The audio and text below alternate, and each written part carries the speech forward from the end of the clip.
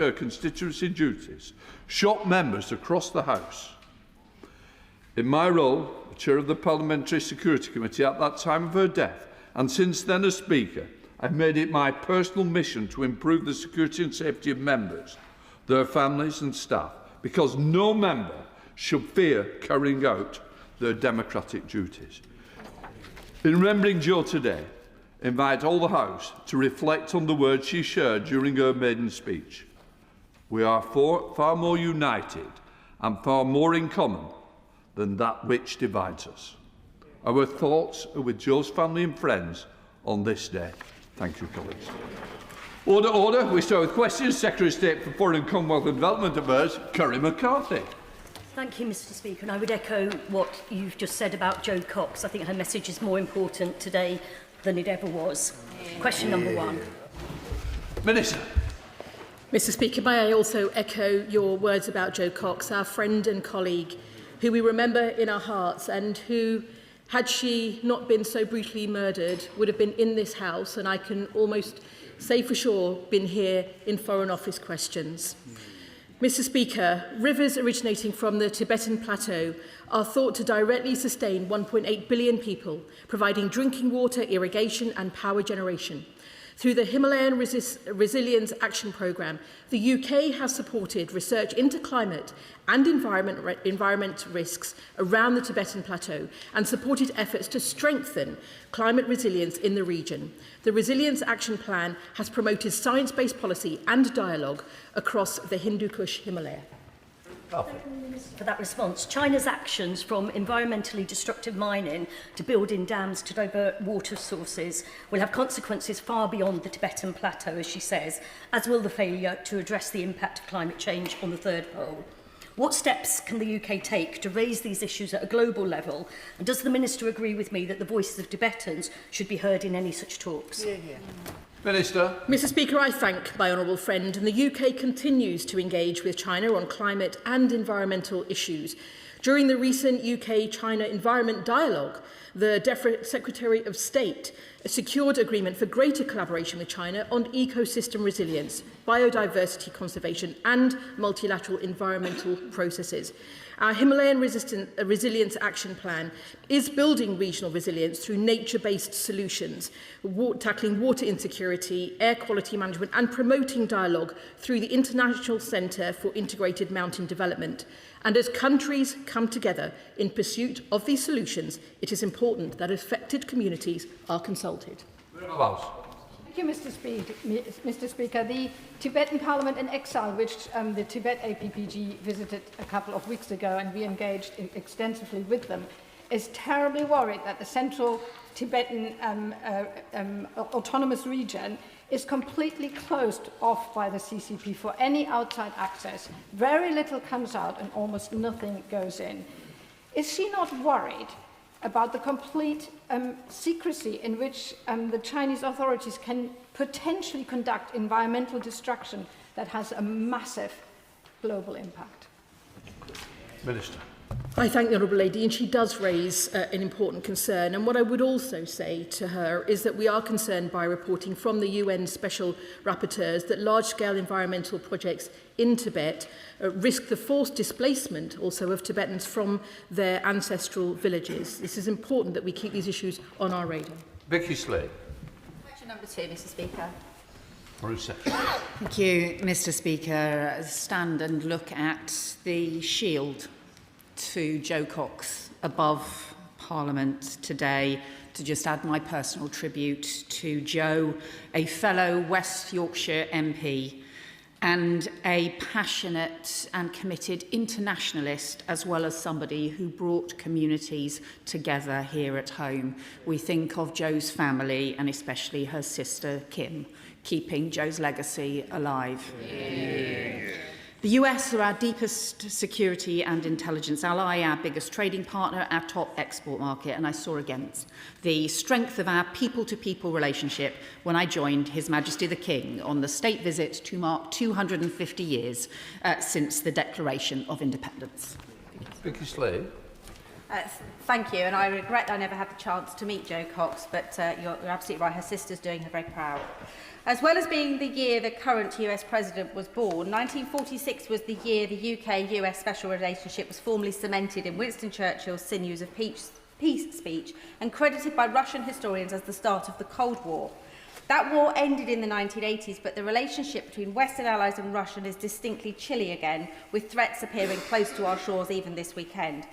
Mr. Speaker, I welcome the progress on the Iranian ceasefire, but over the 3 months the US and Israel have been at war with Iran, the conflict has made many people rich, and it's been reported that Russian revenue from oil and petroleum has increased by 39%.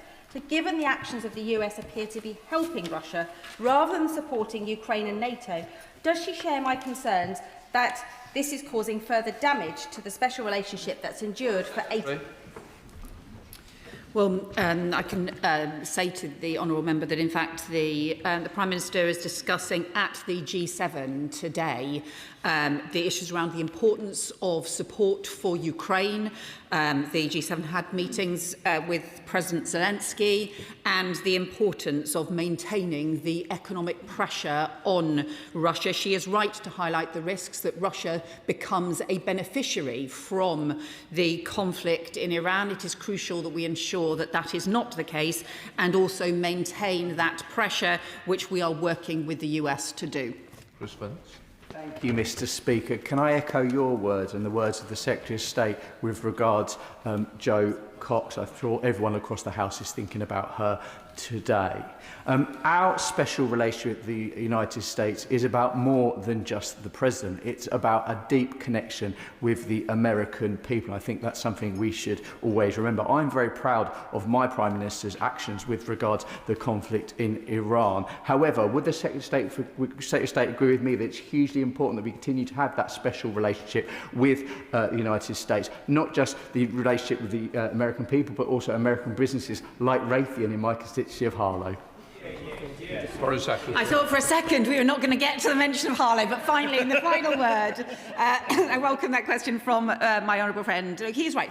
The UK took a different view from the US at the start of the Iran conflict, and I think we were right to do so. But we also continue to have really close security cooperation and also economic cooperation between our countries, having met many of the businesses most closely involved in that relationship as part of the King's visit, and I know his businesses in Harlow will continue to do so as well. Dame Priti Patel, Shadow Foreign Secretary. Mr. Speaker, I echo your sombre words and remarks about Jo Cox, and her memory and her family are in our thoughts today. Mr. Speaker, the UK's long-standing strategic security, defence and intelligence relationship with the United States is crucial for us and to our allies. With negotiations undertaken by the United States in the Middle East in relation to Iran, can the Foreign Secretary tell the House what role did Britain play in these negotiations, given our historic links to partners in the region? Has the government seen the US-Iran agreement? And what is Britain's role in shaping future foreign policy and the security architecture in the Middle East? Foreign Secretary. Well, the Shadow Foreign Secretary makes an immensely important point. I spoke to Secretary of State Rubio on Friday exactly about the final stages of these discussions that were taking place before the MOU, the Memorandum of Understanding, was agreed. And what is clear is that this is really just the start of many further phases of work and negotiations and discussions, including on nuclear, where we're clear Iran must not ever get a nuclear weapon, and we stand ready to support those detailed and technical talks, and also on the importance of reopening the Strait of Hormuz, where we've been in discussion not just with the US, but clearly with France, who we have been building the maritime mission with, but also with partners in the Gulf as well, so we can ensure that we get freedom of navigation restored as swiftly as possible. Clive Betts. Number 3, Mr. Speaker.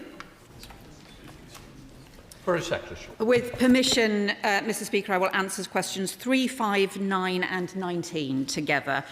The settlements in the West Bank are a fundamental barrier to peace and a flagrant breach of international law. We condemn the rising and incredibly disturbing settler violence that we have seen over the past year. And last week, I announced a new wave of sanctions to target the networks that are supporting this violence, the 4th package of sanctions against extremist Israeli settlers under this government. By Betts. I could just add a few of my words about the murder of Joe Cox. I was a friend and colleague of Joe's. I still remember the numbness and shock that I felt on hearing the news. Yeah. Quite simply, no member of this House should fear for their lives because of being able to speak out on behalf of their constituents. Yeah. In terms of the West Bank is illegally occupied by Israel. The settlements are illegal. They've been expanded with extreme violence by settlers supported by the IDF. I don't know whether my right honourable friend is aware, but in May, the Dutch government decided to ban trade in goods from the settlement. They did so because they want to put pressure on the Israeli government.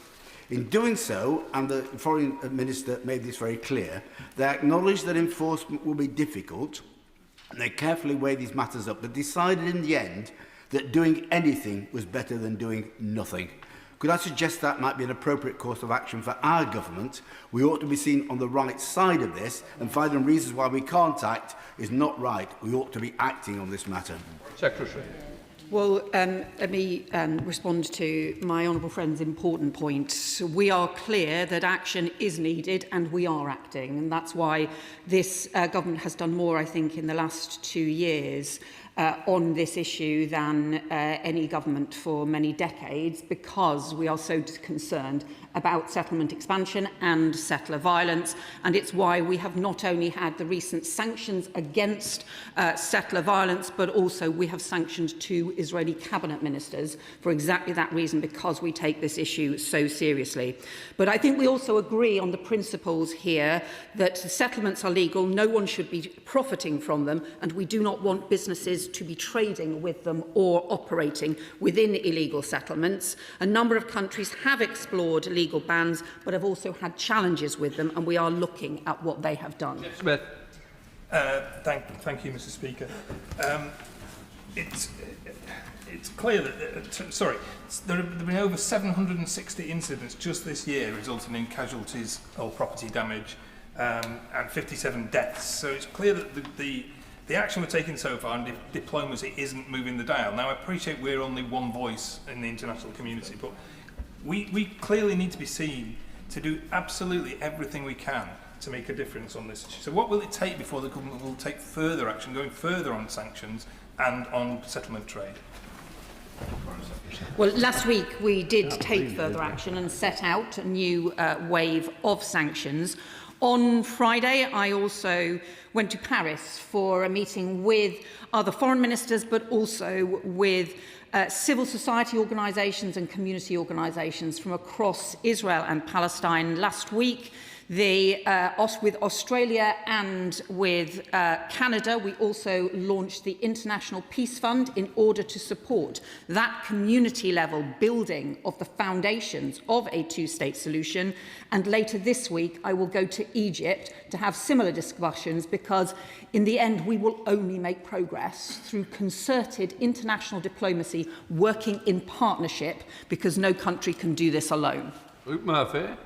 Thank you, Mr. Speaker, and can I echo what honourable friends have said about Joe Cox? One Palestinian child is killed every week, or has been killed every week, in the West Bank since January 2025. Hundreds remain in detention, and many more face significant disruption to their education. Can I ask the Foreign Secretary what steps the government is taking with international partners to improve the safety of children in the West Bank and ensure that they can enjoy an education free from violence? My honourable friend is right to raise the plight of children in the West Bank. I would also add to that the terrible plight of children still in Gaza, where there is still not sufficient humanitarian support, and that has gone backwards too. And he's also right to say some of this is about the impact of violence, and some of the targeted and ideologically driven violence against Palestinians on their own land is settler terrorism, and we should call it that. We are continuing to provide support for children in Palestine, including providing additional funding for the Palestinian Authority so they can pay the salaries of teachers and keep schools going. Alex McIntyre. Thank you, Mr. Speaker. Last week I signed a letter along with 140 colleagues to the Foreign Secretary asking the government to take further action in response to settler violence and the rhetoric used by 2 far-right Israeli government ministers. Over the last 2 years, I've heard from hundreds of my constituents expressing their deep concern about the Israeli government's actions in the West Bank. Will the Secretary of State commit today to banning all trade with those illegal settlements? And if not, why not? Foreign Secretary. I thank the honourable member for his question, because what is happening with the expansion of Israeli settlements, also some of the violence that has circulated in them, is this has been a deliberate attempt from some to undermine any possibility of a two-state solution, from hardliners to pursue what is actually effectively, in many areas, annexation. Illegal annexation is their intention as well. So we agree on the principles that no one should be trading with illegal settlements, and that is different from long-standing legitimate trade with businesses across Israel, which we continue to support. It is the case a small number of countries have explored legal bans, but have had challenges with them. And the most effective impact we can have on all of these issues is to work internationally with other countries to provide new energy behind the two-state solution, as we had last year. Simon Hoare. Speaker, I welcome the Foreign Secretary's use of the term settler terrorism. She is absolutely right. The phrase settler violence doesn't do what is happening quite justice. She will also be aware that the settler terrorism is often enabled, encouraged, or at best a blind eye turned by both Israeli police and the IDF. She will know the damage that terrorist activity perpetrates. Can she, if Israel wishes to remain the villa in the jungle that they always wished to be, can she at least remind her Israeli government counterparts of the importance of the rule of law and the separation of the duties of the IDF and the police when it comes to protecting the citizens of both Israel and Palestine? Foreign Secretary. Well, I can say to the honourable member that we do continually raise these issues with the Israeli government, because we cannot have, when we've seen things like the property damage, the intimidation, farmers' olive trees burned down, we've seen families' waters disconnected, we've seen mobs rampaging. It's why we have introduced the scale of the breadth of sanctions, including on organisations such as the Farmers Association, which have been supporting them, but it's why we also need to challenge any culture of impunity. There has to be accountability for what is effectively criminal acts. Andrew George. The Secretary of State has both said that she is looking at, in her response, at options, but also that she wishes to work in partnership on the international sphere as far as this is concerned. I mean, she must accept that the UK has significant history and responsibility in this region. And does she not listen to the words of her backbenchers that it is really incumbent on her to take action now, and not simply to look at things and to seek partnership, but to take action now to have real effect on this appalling continuing outrage? Foreign Secretary. Well, I would just point out to him the action that we have already taken actually has a stronger impact than many of the other measures that he is talking about, and that includes sanctions on individual members of the Israeli cabinet, something that very many other governments have not done, and we encourage other governments to do what we have done. It also includes the work internationally to seek to find new energy behind the two-state solution. That includes the 20-point peace plan in Gaza, but has to include the West Bank as well. And it's why also tomorrow, when I travel to Egypt, I will be meeting with the new Palestinian National Committee to be operating in Gaza as well, because it is that concerted international effort that we need in order to have an impact. Brendan O'Hara. Mr. Speaker, last week Amnesty published a report entitled Erasing Anything Palestinian, and it shined a powerful light on Israel's ethnic cleansing in the West Bank. And it makes clear that what's happening is not driven by rogue settlers or a few extremist ministers, but rather it's state-sanctioned and it's state-financed. Yet to date, the UK's response has been largely performative and, unfortunately, fairly inconsequential. So does the government accept that this is indeed state-enabled ethnic cleansing? And if it does, shouldn't it be doing much, much more to prevent it and to punish the perpetrator? Foreign Secretary. Well, once again, I would point out to him really the strength of the action where we have brought together countries from across the world and also gone further than most countries across the world.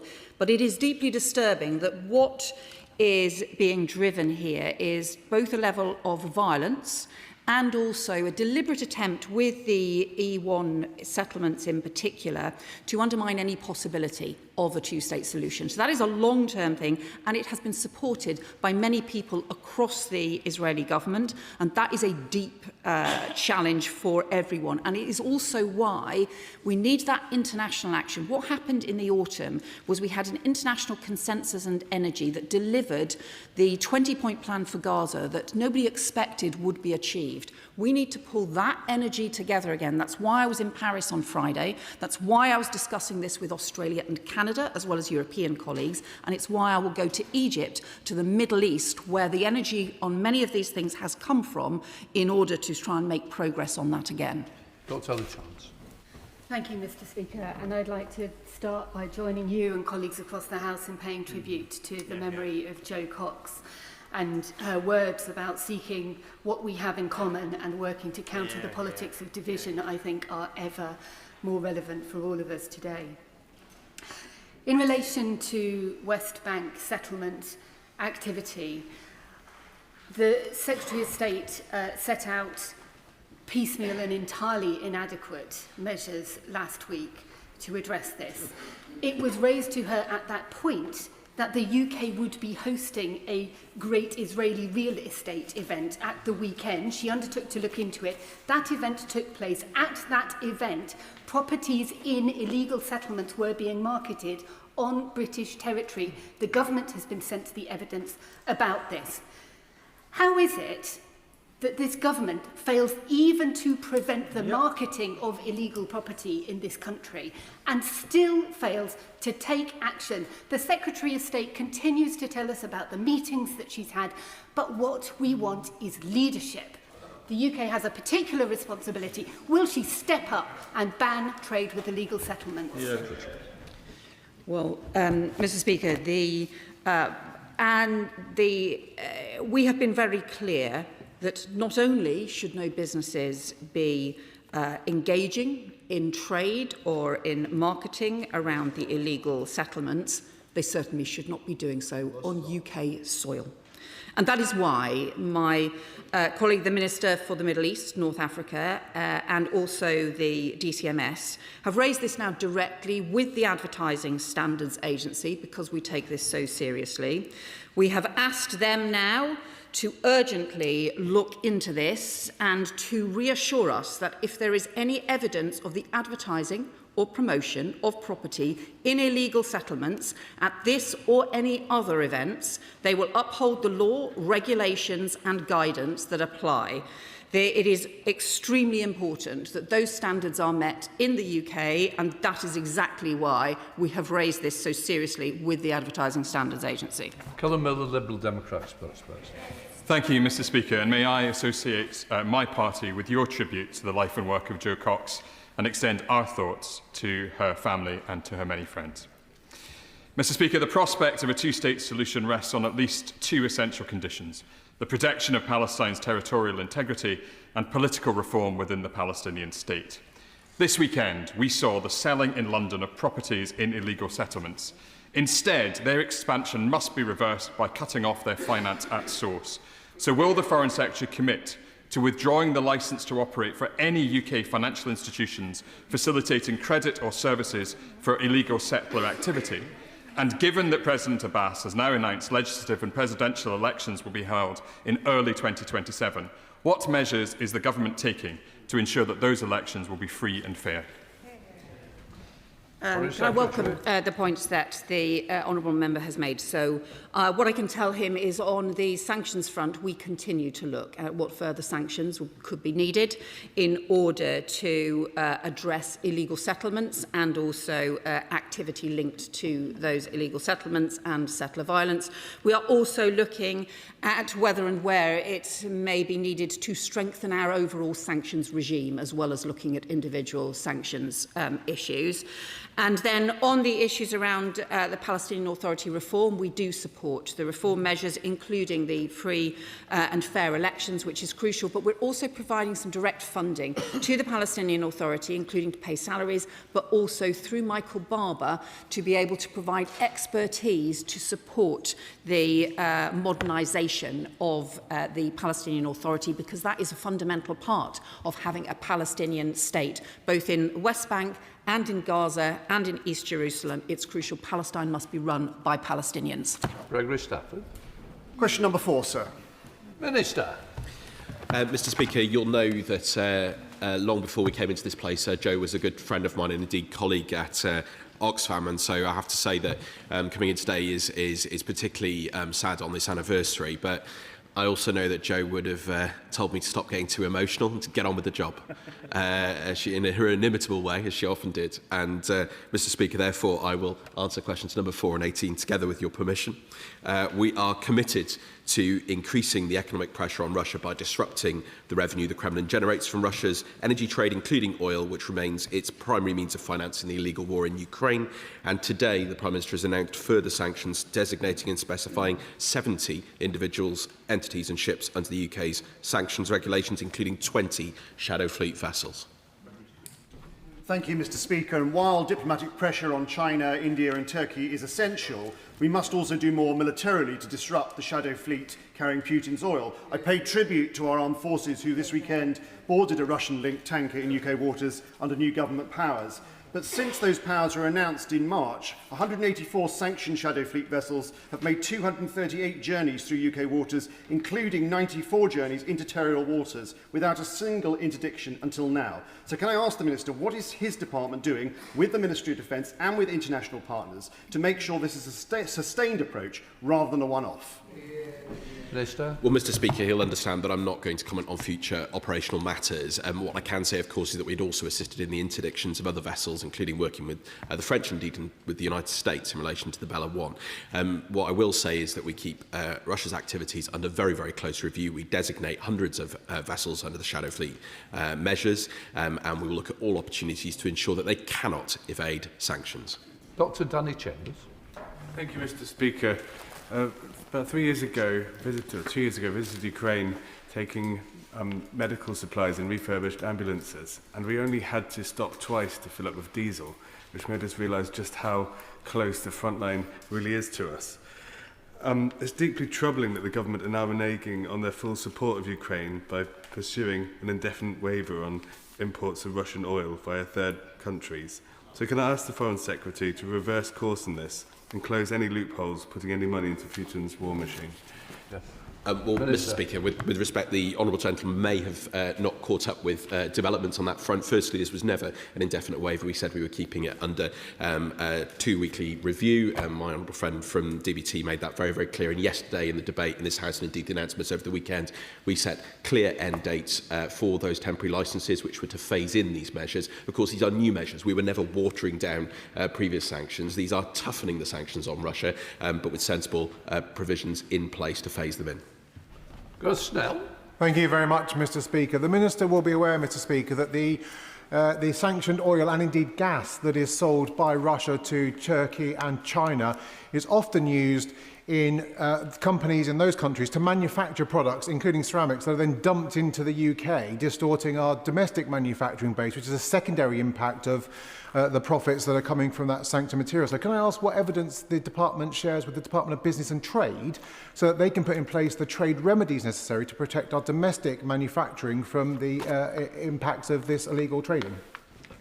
Well, he raises an important issue, and I'd certainly be happy to discuss this further with him. Indeed, I'm sure colleagues from the Department of Business and Trade would be happy to as well.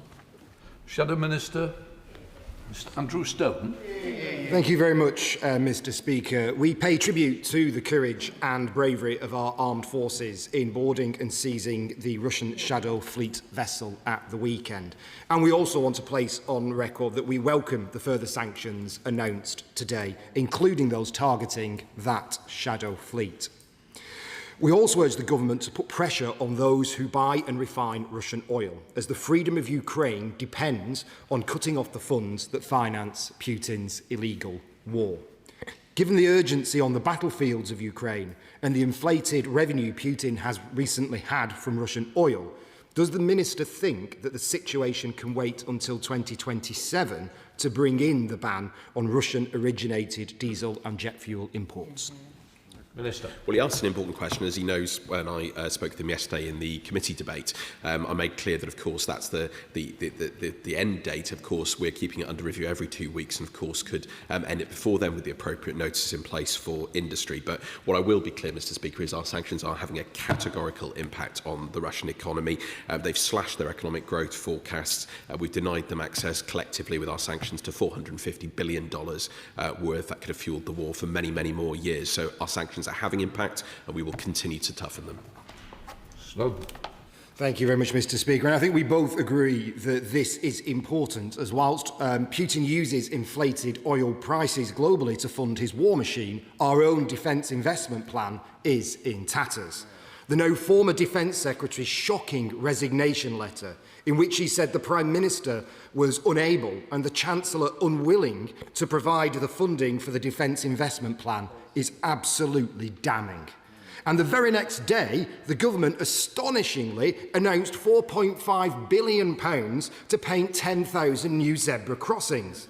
And given that the FCDO made a big cut to its own budget to fund defence last year, does the Minister share my anger that other departments are refusing to contribute to keep our country safe? Just going to be careful we're not going very wide of the original question, and I think that is well wide. Rachel Hopkins. Mr Speaker. Well, thank you, Mr Speaker. As the Foreign Secretary said in her Locarno speech in December, and as the Chief of SIS reinforced a week later, an industrial-scale attack is being waged every day through social media designed to undermine our democracies and divide our societies. And we know that networks attributed to Russia, including Doppelganger, are flooding social media in countries across the world, not just here, Mr Speaker, with counterfeit documents, deepfake material, in an attempt to weaken global support for Ukraine. So we are taking tough action on this front with our international partners. Hopkins. Thank you, Mr Speaker. Every single day there's a tidal wave of disinformation being targeted at social media users in our country and around the world. And if we are in any doubt who is behind that wave of lies and fake images, we only need to see how much of it is designed to undermine the Ukrainian war effort or attack President Zelensky. So would the Minister agree with me that in order to protect the people of Ukraine, we need to take the fight to the sources of this information warfare? Well, I completely agree with her, and that's exactly why, Mr Speaker, we're taking the action that we have. We have, since October 2024, exposed and sanctioned 96 actors and entities involved in this type of activity, and we've imposed another 56 individuals and entities in May, particularly involved in activity to undermine Ukraine. This included employees of the Social Design Agency and ANO Dialogue. We are constantly looking at these measures and taking action. This is information warfare. The Kremlin is spending billions of dollars on this activity, and we will expose it and take it down. Sir Jeremy. Thank you, Mr Speaker. In 2017, there was appalling ethnic cleansing in Myanmar in which Facebook was used to recruit civilian death squads. Atrocities continue to this day. The UK holds the pen on Myanmar at the UN. Will the Foreign Secretary at UNGA this year hold a high-level meeting to look at this issue and shine a spotlight on the human rights abuses that continue to this day in Myanmar? Minister. Well, I'm sure that my ministerial colleagues with responsibility for the relations in relation to Myanmar would like to follow up with him on that issue. But what I will say is that, of course, the challenge of misinformation, disinformation is not just related to Russia. It's in relation to a whole series of contexts. And, of course, not just states, Mr Speaker. It's also non-state actors, including Daesh and other organisations. So we're working very closely with partners to identify and tackle these networks. Dame Emily Thornbury, Chair of the Select Committee. Very much, Mr Speaker.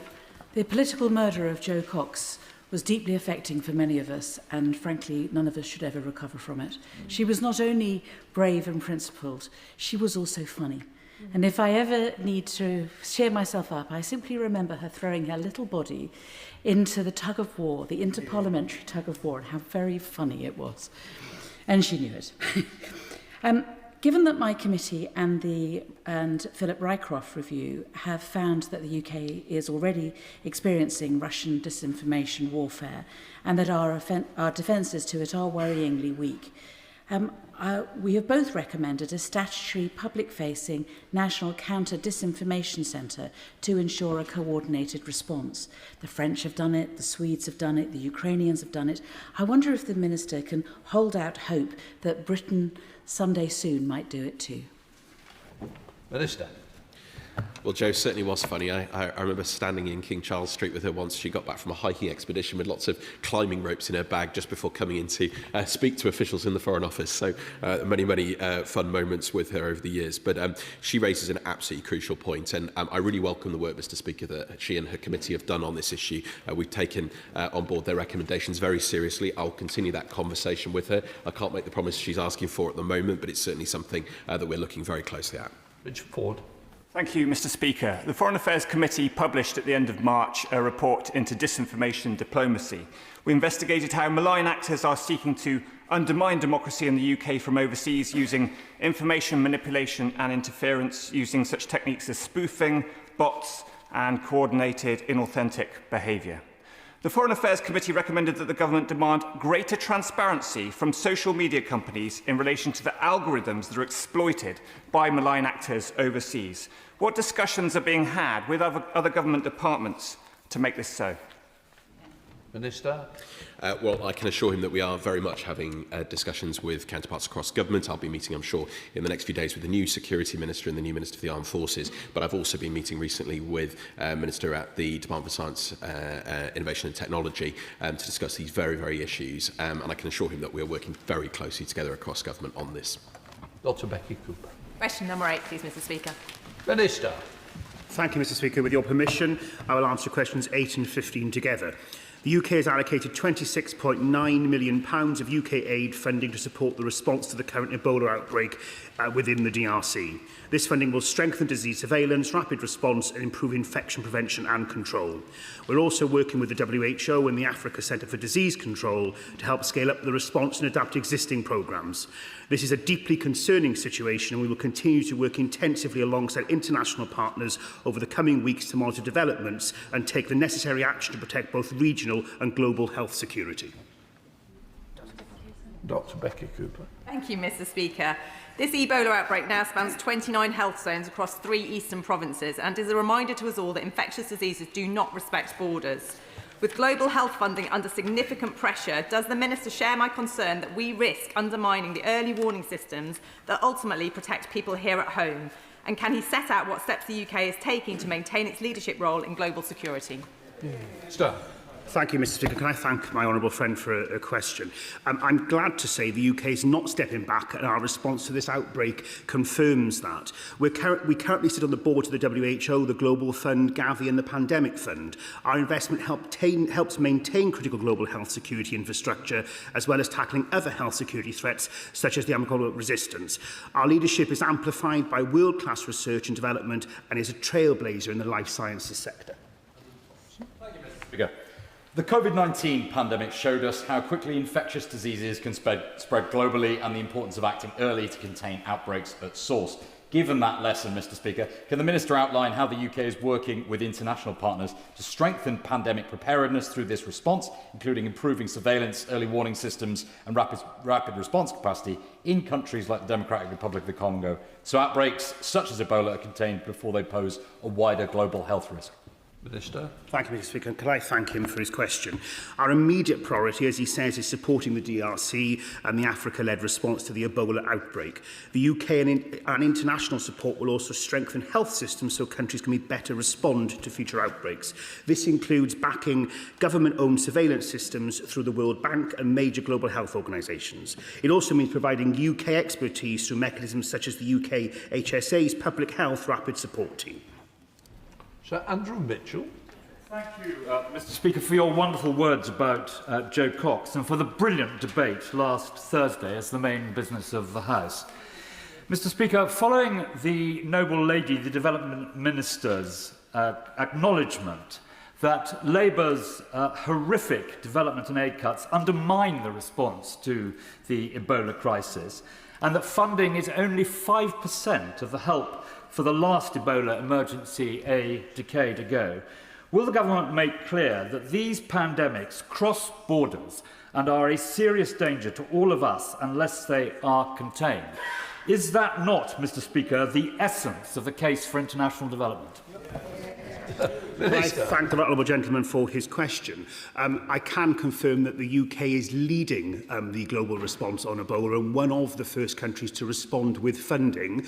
I can also confirm that the Foreign Secretary is leading the charge on international funding for tackling the Ebola outbreak. And he's right to raise the concerns over international health security, and that's why the UK government is continuing to lead from the front in tackling the Ebola outbreak. Ben Matthew. Thank you, Mr. Speaker. This morning we held an informal IDC meeting with Professor Wim de Villiers and Richard Gordon of the University of Stellenbosch on the Ebola outbreak in the DRC.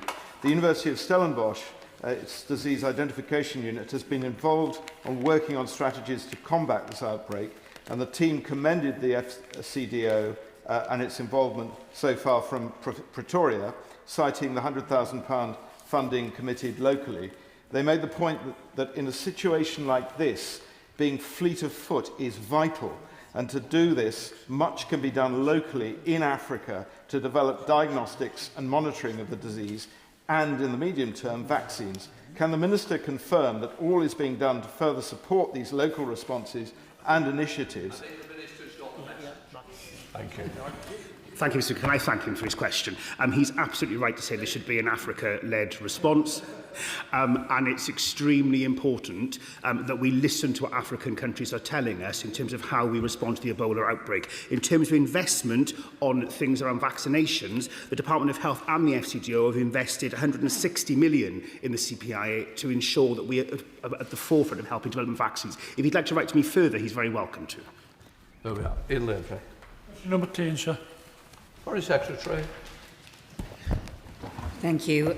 The closure of the Strait of Hormuz has hit the global economy and prices at the pump here at home. No country should be able to hijack the global economy in this way. That is why we welcome the announcement of the Memorandum of Understanding between the US and Iran, and why the UK has been leading diplomatic work across the world to maintain the consensus behind that crucial principle of freedom of navigation and international maritime law without tolls, without restrictions or threat of attack in the Strait of Hormuz.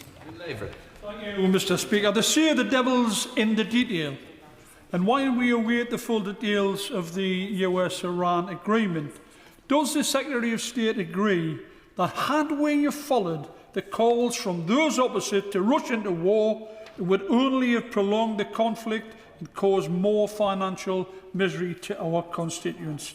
And despite the noise, despite the bluster, is it not the case that the only boats the members opposite, through the cheerleading of the US aggression, have stopped are those left anchored between Iran and the Gulf states with oil bound for Britain? And I thank my honourable friend for his question. We did take a very different view on the start of this conflict to the US and Israel, and we were right to do so, and a very different view as well to the party opposite. But we also believe in working internationally to bring this securely to an end, to support the further negotiations now needed, and also, alongside France, to lead efforts to establish a defensive multilateral maritime mission to reassure international shipping and support the mine clearance to support the reopening of the strait as we move forward. Dr. Andrew Mose. Thank you, Mr. Speaker. Iran has demonstrated that it can close the strait at will, and it probably will threaten to do so in the future when it wants something. So what can we do with international partners, particularly in the region, to engineer alternative routes that will allow oil and gas and fertiliser to exit the Gulf overland, thus neutralising the strait? Foreign Secretary. The honourable member makes a really important point because I think economic security is something that all countries need to take much more seriously. The UK needs to take more seriously. Gulf countries are certainly taking much more seriously and looking at ways to develop new infrastructure to provide different kinds of supply lines, different opportunities as well. And we are keen to work with them. We have been involved in discussions with them on that. But we also need to ensure that the Strait of Hormuz opens. It is in line with international maritime law to open the strait fully, no restrictions, no tolls, and keeping it open for all. Liberal Democrat spokesperson Colin Milne. Thank you, Mr. Speaker. The terms of the US-Iran deal that have been briefed to the press look like a huge win for Iran. Above all, Iran has strengthened her position by showing the impact of closing the Strait of Hormuz. This spectacular failure of Trump's foreign policy has made us poorer and less secure.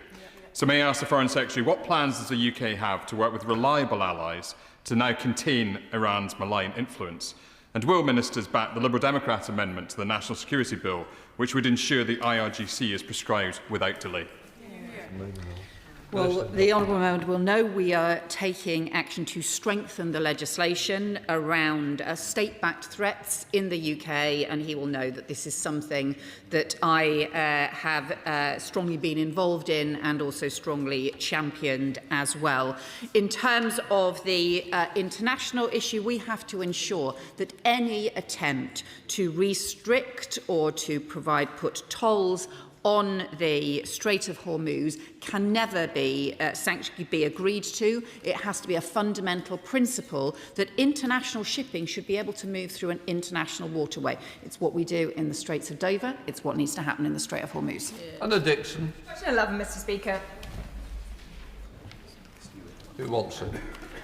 Foreign Secretary. Mr. Speaker, can I say that I have made the violence against women and girls a priority for the Foreign Office, and last month I had the privilege of launching the International Coalition to End Violence Against Women and Girls, working with Spain, Australia, South Africa, Brazil, Jamaica, Morocco and Bosnia-Herzegovina, because we know that countries can work together and learn from each other on this crucial issue that affects women worldwide. Thank you. I was moved to hear about Jo Cox's life and the impact she had on women globally through her work in last week's debate. She was a strong advocate for women's rights and for overseas development aid. Can the Secretary of State assure me that recent cuts to aid will not adversely impact projects like those I saw in Zimbabwe last year, which are helping to reduce the incidence of violence against women and girls? Foreign Secretary. I welcome my honourable friend's point because Jo was a tireless champion for women's equality and opportunity here in the UK, but she also carried that with her all around the world to stand up for women's opportunities and to tackle issues internationally as well. My honourable friend makes an important point. We have been clear that as part of the changes to overseas development, we will maintain the priority and strengthen the priority for women and girls so that by 2030 at least 90% of UK bilateral aid will ensure that it supports issues for women and girls. Caroline Velden. Thank you, Mr. Speaker. A UN report from March last year lays bare the evidence of Israel's systematic use of rape and sexual violence in the occupied Palestinian territory. Israeli settlers are committing sexual violence in sight of Israeli forces, according to a recent report by the West Bank Protection Consortium. Given this government's commitment to the safety of women and girls, will the Secretary of State commit to publishing a response to both of these reports?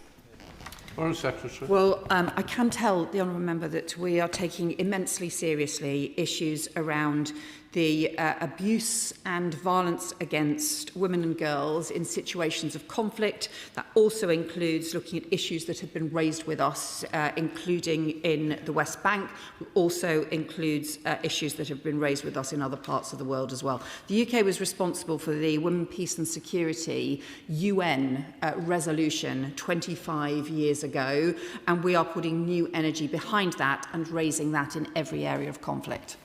Foreign Secretary Dame Priti Patel.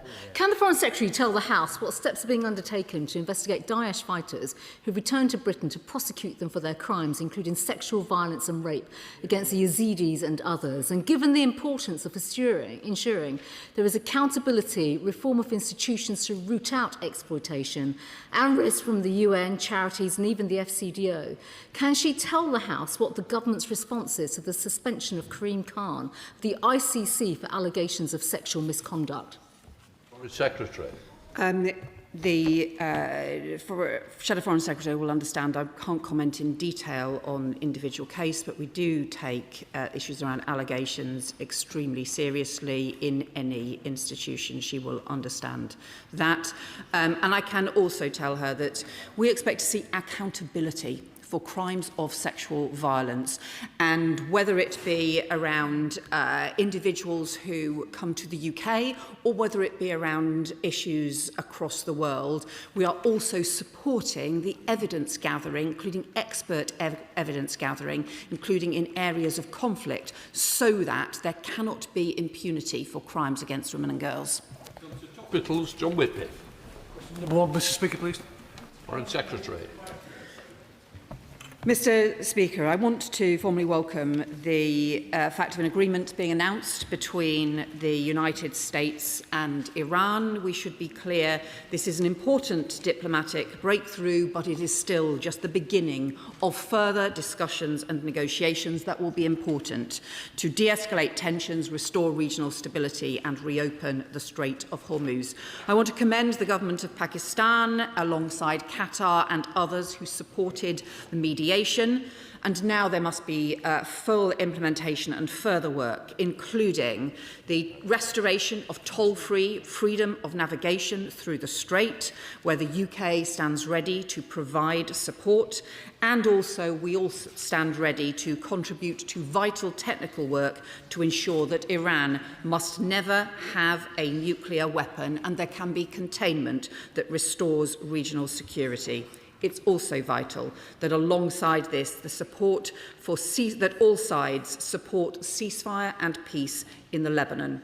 We will work tirelessly alongside regional and international partners, including through the G7, the United Nations and our European partners, with sustained UK diplomacy to restore regional security and also support for the global economy. John Whip. Mr. Speaker, at COP29 an agreement was reached to provide $300 billion of international climate finance annually to developing countries by 2035 to help countries pursue green growth pathways, access clean energy, reduce deforestation, etc. What steps is her department taking to ensure this commitment is delivered in full by our international partners, and will the government press for that finance to be provided predominantly as grants rather than loans to avoid increasing debt burdens on developing countries? My honourable friend is right to raise the importance of this issue. Tackling climate change across the world can also help in those countries, but also helps us here at home as well. That's why we are supporting climate finance internationally, because we can multiply the impact we have by working through international climate finance and funds. And as well as the billions of pounds of investment that the UK will be providing, we are also mobilising billions more in finance from the private sector as well, and will continue to engage internationally with all countries so they do their bit. Can I just remind everybody we are on topicals, please. Dame Priti Patel, Shadow Foreign Secretary. Speaker, China's human rights record is appalling. So did the Foreign Secretary know that while she was enjoying the hospitality of the Chinese Communist Party earlier this month, that Chinese slave labour is being used to supply solar panels across UK schools and hospitals to meet Labour's net zero targets? How has the Foreign Secretary allowed this to happen? And does she think it's acceptable for her government to be turning a blind eye to Chinese slave labour and these awful human rights abuses? Secretary. Well, I can be clear. This government maintains high standards around our supply chains and is also strengthening action against abuse within supply chains. Whilst in China earlier this month, I have raised issues around human rights and issues around security as well. They are our third biggest trading partner and also a permanent member of the Security Council. That's why we also discussed with them global security. And I think she should agree that it would be wrong to simply refuse to talk to China. Dame Pritchard. Mr. Speaker, the Foreign Secretary will know that a secret camera was found in an office block where the plans for the Chinese Super Spy Hub embassy were approved. No one knows yet where the camera came from, but it does raise serious questions for the government about their approval of this Chinese spy embassy. Can the Foreign Secretary say, is this act of foreign espionage going to be investigated? And doesn't this incident once again highlight why China must be placed on the enhanced tier of furs? Foreign Secretary. Well, the Shadow Foreign Secretary and I are both former Home Secretaries who both take any security threat immensely seriously. It's why we are also even strengthening the legislation on state-backed threats, exactly because we take security issues so seriously. She will know the UK also has plans for new embassy facilities in Beijing because it is important that we have international standard and secure facilities in order to be able to engage, on security, and that is why we have to talk to the biggest countries in the world. Daniel Francis. Mr. Speaker, I've been contacted by members of the Tamil community across Bexley and Crayford who continue to press for accountability and justice in relation to atrocities committed during the civil war in Sri Lanka. They are very concerned regarding how the country's Prevention of Terrorism Act is currently being used to silence voices, including that of hip-hop Sanghi. So, can my honourable friend outline the measures that her department has taken to press for accountability for both the historic and current persecution of Tamils within Sri Lanka? Mr. Speaker, I thank my honourable friend for the question. We recognise the strength of feeling among diaspora communities and continue to press the Sri Lankan government bilaterally and at the United Nations Human Rights Council for meaningful progress to improve the human rights situation. This includes securing truth, justice and accountability for past abuses affecting all communities, including Tamils.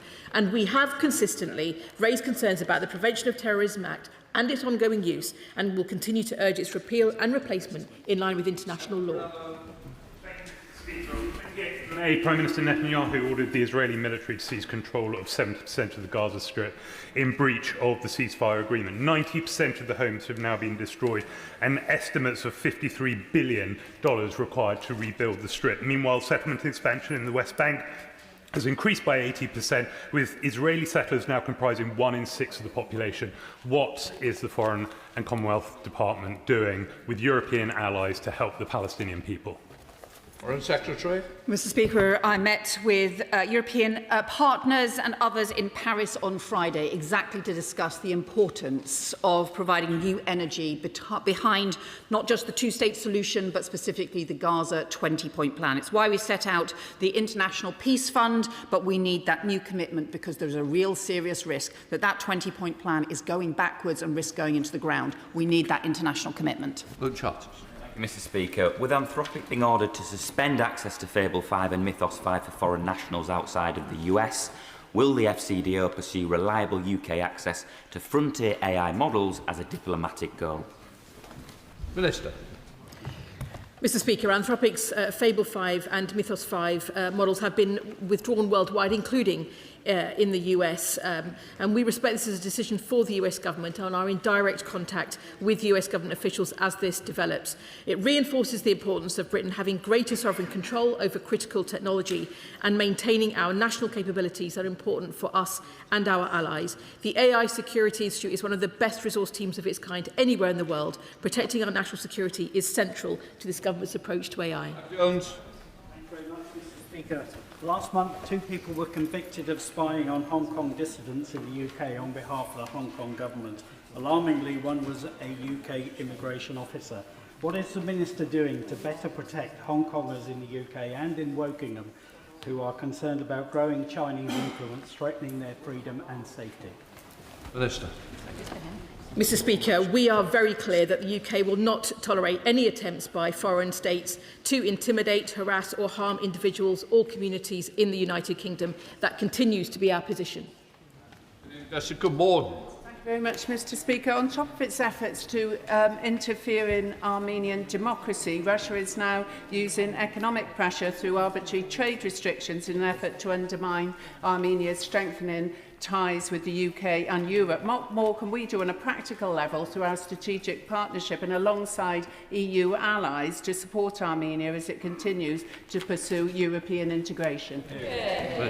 Well, may I congratulate her on her damehood and also well deserved, Mr Speaker, and also for her consistent advocacy in relation to Armenia. I can absolutely assure her we're monitoring that concerning situation regarding Russian economic pressure on Armenia. We're developing our strategic partnership further. I was in fact discussing Armenia with both US and EU counterparts in recent days, and we'll work closely with international partners to ensure Armenia is robust and able to pursue its own future.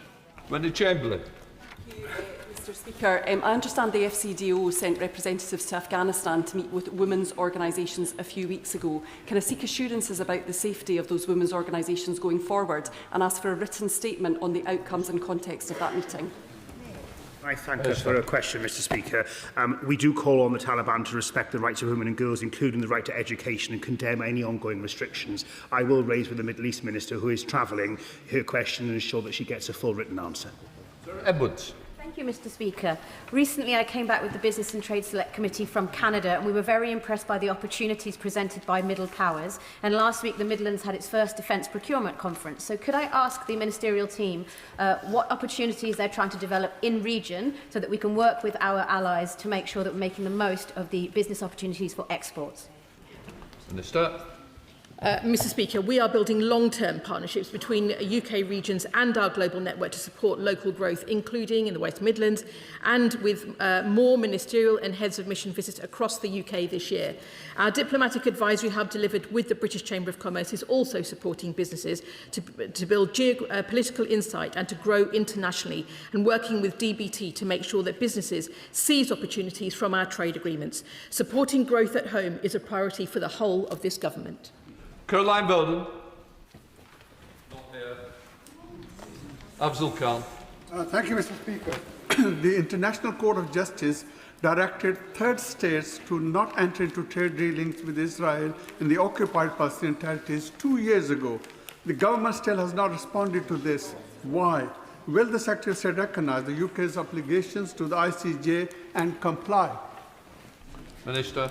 Mr Speaker, the UK reiterates the call in the ICJ's advisory opinion that Israel should end its occupation of Palestine as rapidly as possible and in line with our goal of a two-state solution. There is a great deal in the advisory opinion with which we agree, that settlements are illegal and that we should distinguish in everything we do between Israel within its 1967 borders and the Palestinian territory occupied since 1967.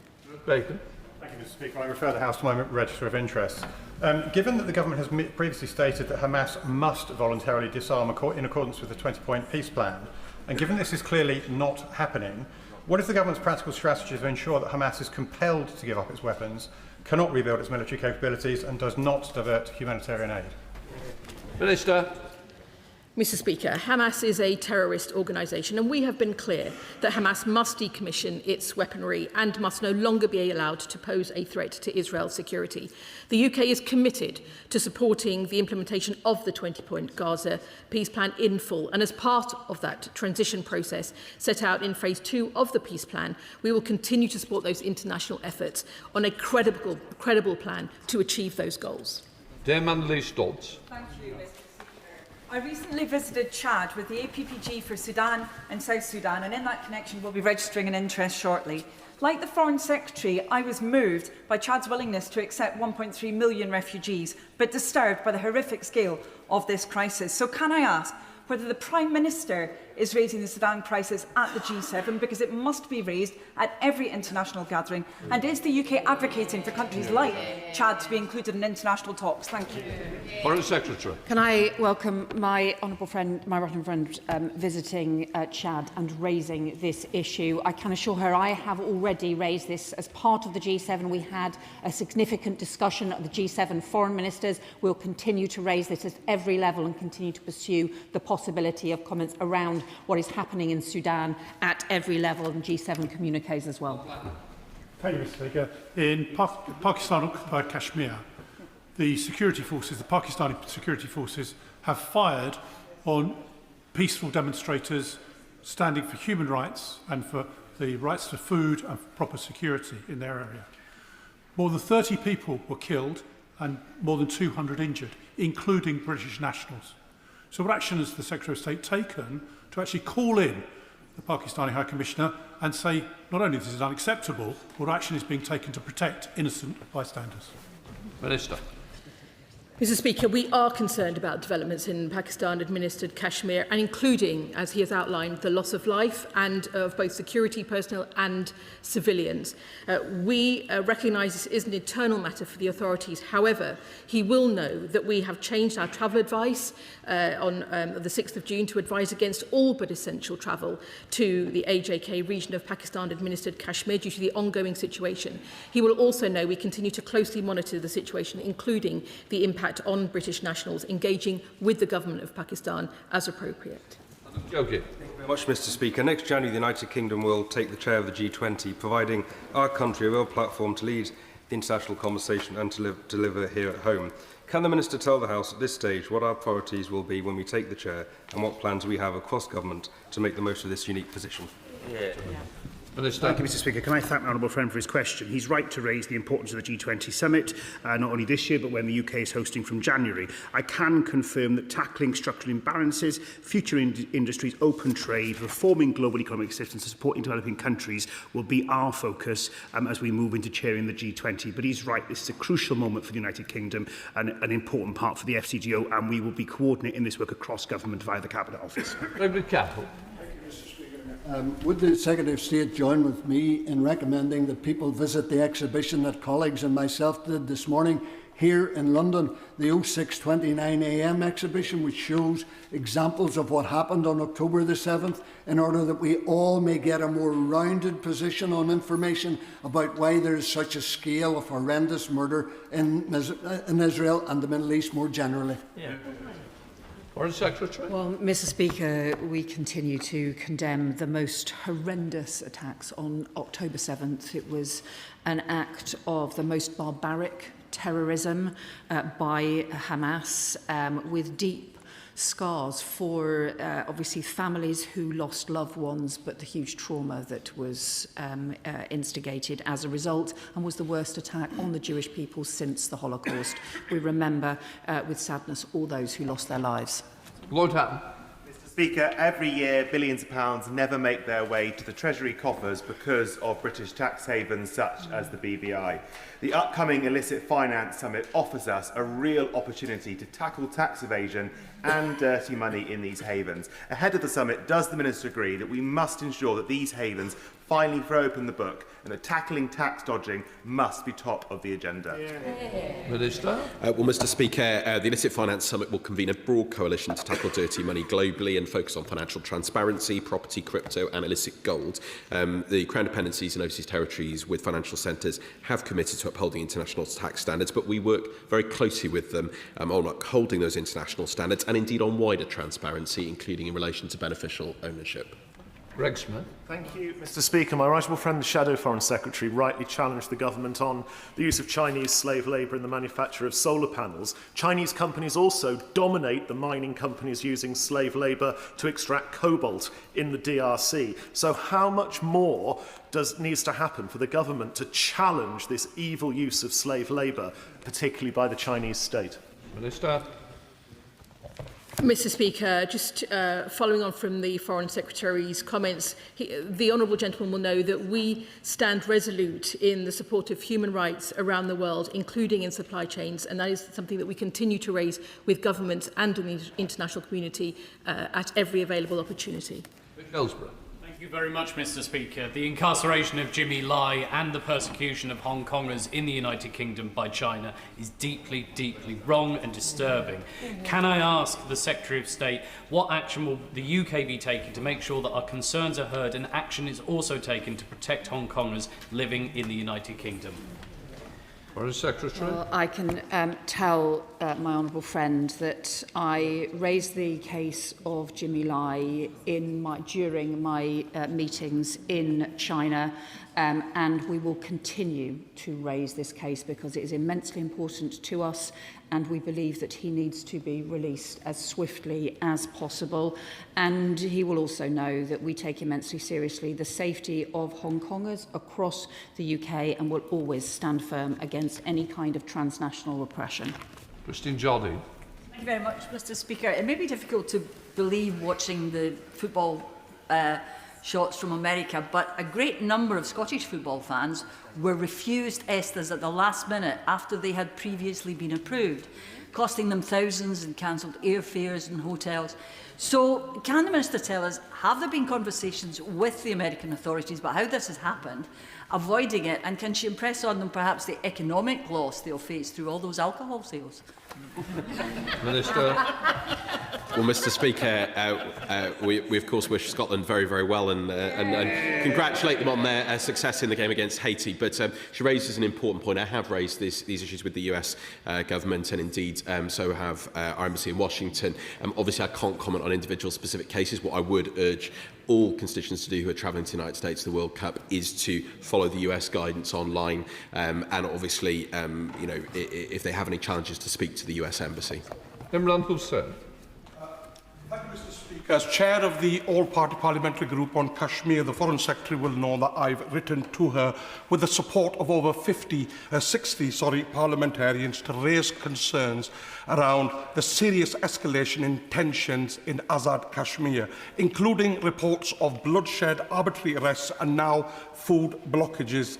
Will the Foreign Secretary reassure this House that she will use all diplomatic levers open to her to push for peace and justice in Kashmir, including the lifting of the lockdown, the restoration of all communications and the immediate resumption of peaceful table talks, at the heart of which must remain the respect for Kashmiri human rights?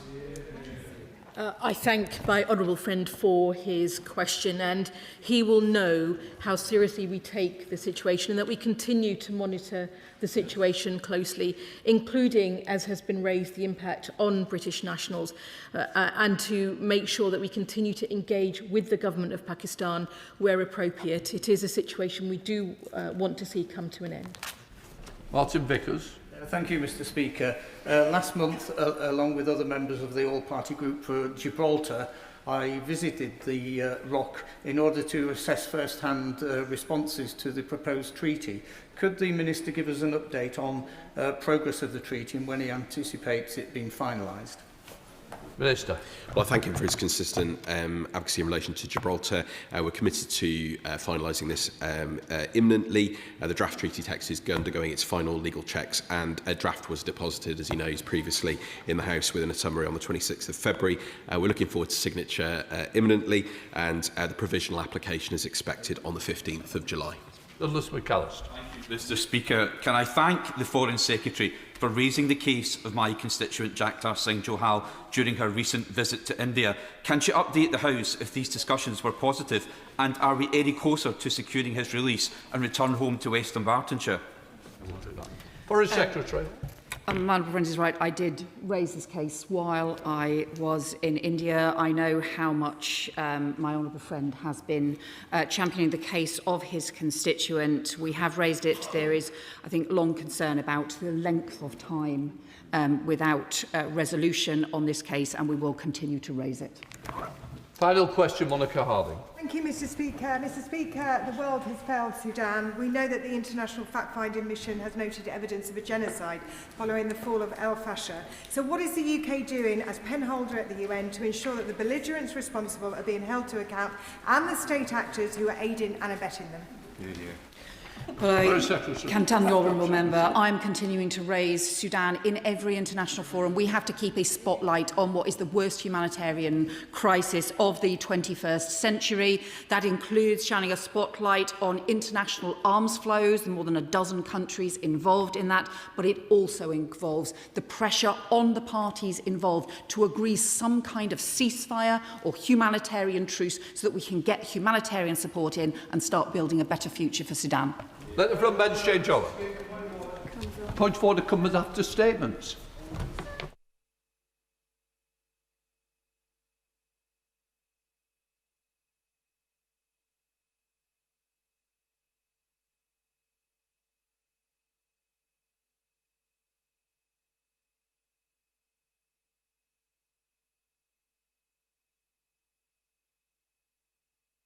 We come to the statement. Secretary of State Emma Reynolds. Thank you, Mr. Speaker. Before I begin, this is a solemn day as we remember our dear friend and colleague Jo Cox, who I got to know when we were living in Brussels in our 20s. I want to take the opportunity to pay tribute to her formidable sister and their family for all the vital work they're doing to honour her memory. Mr. Speaker, I would like to make a statement regarding the position of Thames Water and the proposed recapitalisation package currently under consideration. This government was elected with a clear mandate to clean up our rivers, lakes and seas, having inherited record levels of pollution incidents from water companies. Thames Water has underperformed for 15 years. It has regularly missed performance targets, it has unacceptable levels of serious pollution incidents, and the company is heavily indebted. Mr. Speaker, this situation, which delivers poor outcomes for consumers and the environment, cannot continue. To fix this, over the course of the last 2 years, the company has been undertaking a recapitalisation process to seek vital long-term funding. The government has been clear throughout this period that any investor will need to have a credible and robust turnaround plan, the implementation of which must be monitored by regulators and must restore the company's financial resilience and operational performance. Ofwat, with the support of government, have been in discussions with the London and Valley Water Consortium, a group of Thames Water's creditors, regarding the terms of a proposal. On the 6th of March, the consortium presented their proposal for Thames Water to both Ofwat and government. Ofwat have been continuing their discussions with the consortium since then. Mr. Speaker, I wanted to update the House on the next stage of this process. Ofwat is currently evaluating the consortium's proposal, and as the independent regulator is responsible for making a decision as to whether to accept or reject it. If Ofwat decides to accept the proposal, this would be subject to a public consultation and a court-sanctioned restructuring process. A recapitalisation process of this size is complex and will take time. As the Environment Secretary, I have several duties as set out in Section 2 of the Water Industry Act. This includes protecting consumers, securing the proper delivery of water and sewage services, ensuring that companies can finance those services, and that statutory obligations are properly carried out. Mr. Speaker, today I can confirm that I have sent a letter to Ian Coucher, Ofwat's chair, outlining my early views on the proposal linked to my Section 2 duties. These should not be taken as, nor do they constitute a direction from government to Ofwat. I do not believe, Mr. Speaker, that the current proposal goes far enough to protect customers and the environment. I have three particular concerns about the proposal: the unfair cost to customers, delays to vital infrastructure investments, and delays to environmental improvements. The 16 million Thames Water customers are front and centre of my consideration, and I am primarily worried about the impact on them. There is an expectation in the proposal for customers to fund and therefore bear an undue cost for investment in the company. In addition, I'm not convinced about the proposal's request to reduce performance standards and about the significant delay to vital infrastructure investments needed. This would mean delays to environmental improvements, particularly those related to wastewater treatments linked to statutory requirements, as well as to projects that are important for drinking water safety and supply. I am therefore concerned that the long-term resilience of the water and wastewater systems may not be adequately protected. Mr Speaker, the Government will always act in the national interest, and my priority as Environment Secretary is protecting customers and the environment. We will stand ready for all eventualities. Mr Speaker, I want to conclude by emphasising this Government's commitment to turning around the water sector. In under 2 years, we have taken swift, decisive action, introducing the Water Special Measures Act to raise standards, enforce accountability and make pollution cover-ups a criminal offence, banning more than £4 million in bonuses for polluting water bosses, unlocking £104 billion of private investment to rebuild vital infrastructure, and commissioning Sir John Cunliffe to lead the most comprehensive independent review of the water sector since privatisation. Together, these steps have paved the way for the landmark Clean Water Bill in the King's Speech, which fulfils the commitments we set out in the Water White Paper earlier this year and will deliver the fundamental reforms that are so desperately needed. This once-in-a-generation bill will create a single, powerful water regulator and move away from a system where water companies mark their own homework by putting in place stronger, active supervision. This will strengthen water companies' financial resilience and the long-term stability of the sector, with modernised economic regulation and new powers to drive turnaround where companies perform poorly. Additionally, the reforms will strengthen the consumer advocate to provide a more independent, authoritative voice that can challenge the system, drive improvements in outcomes and ensure customers' interests are put first. We will also improve water quality by cutting pollution at its source.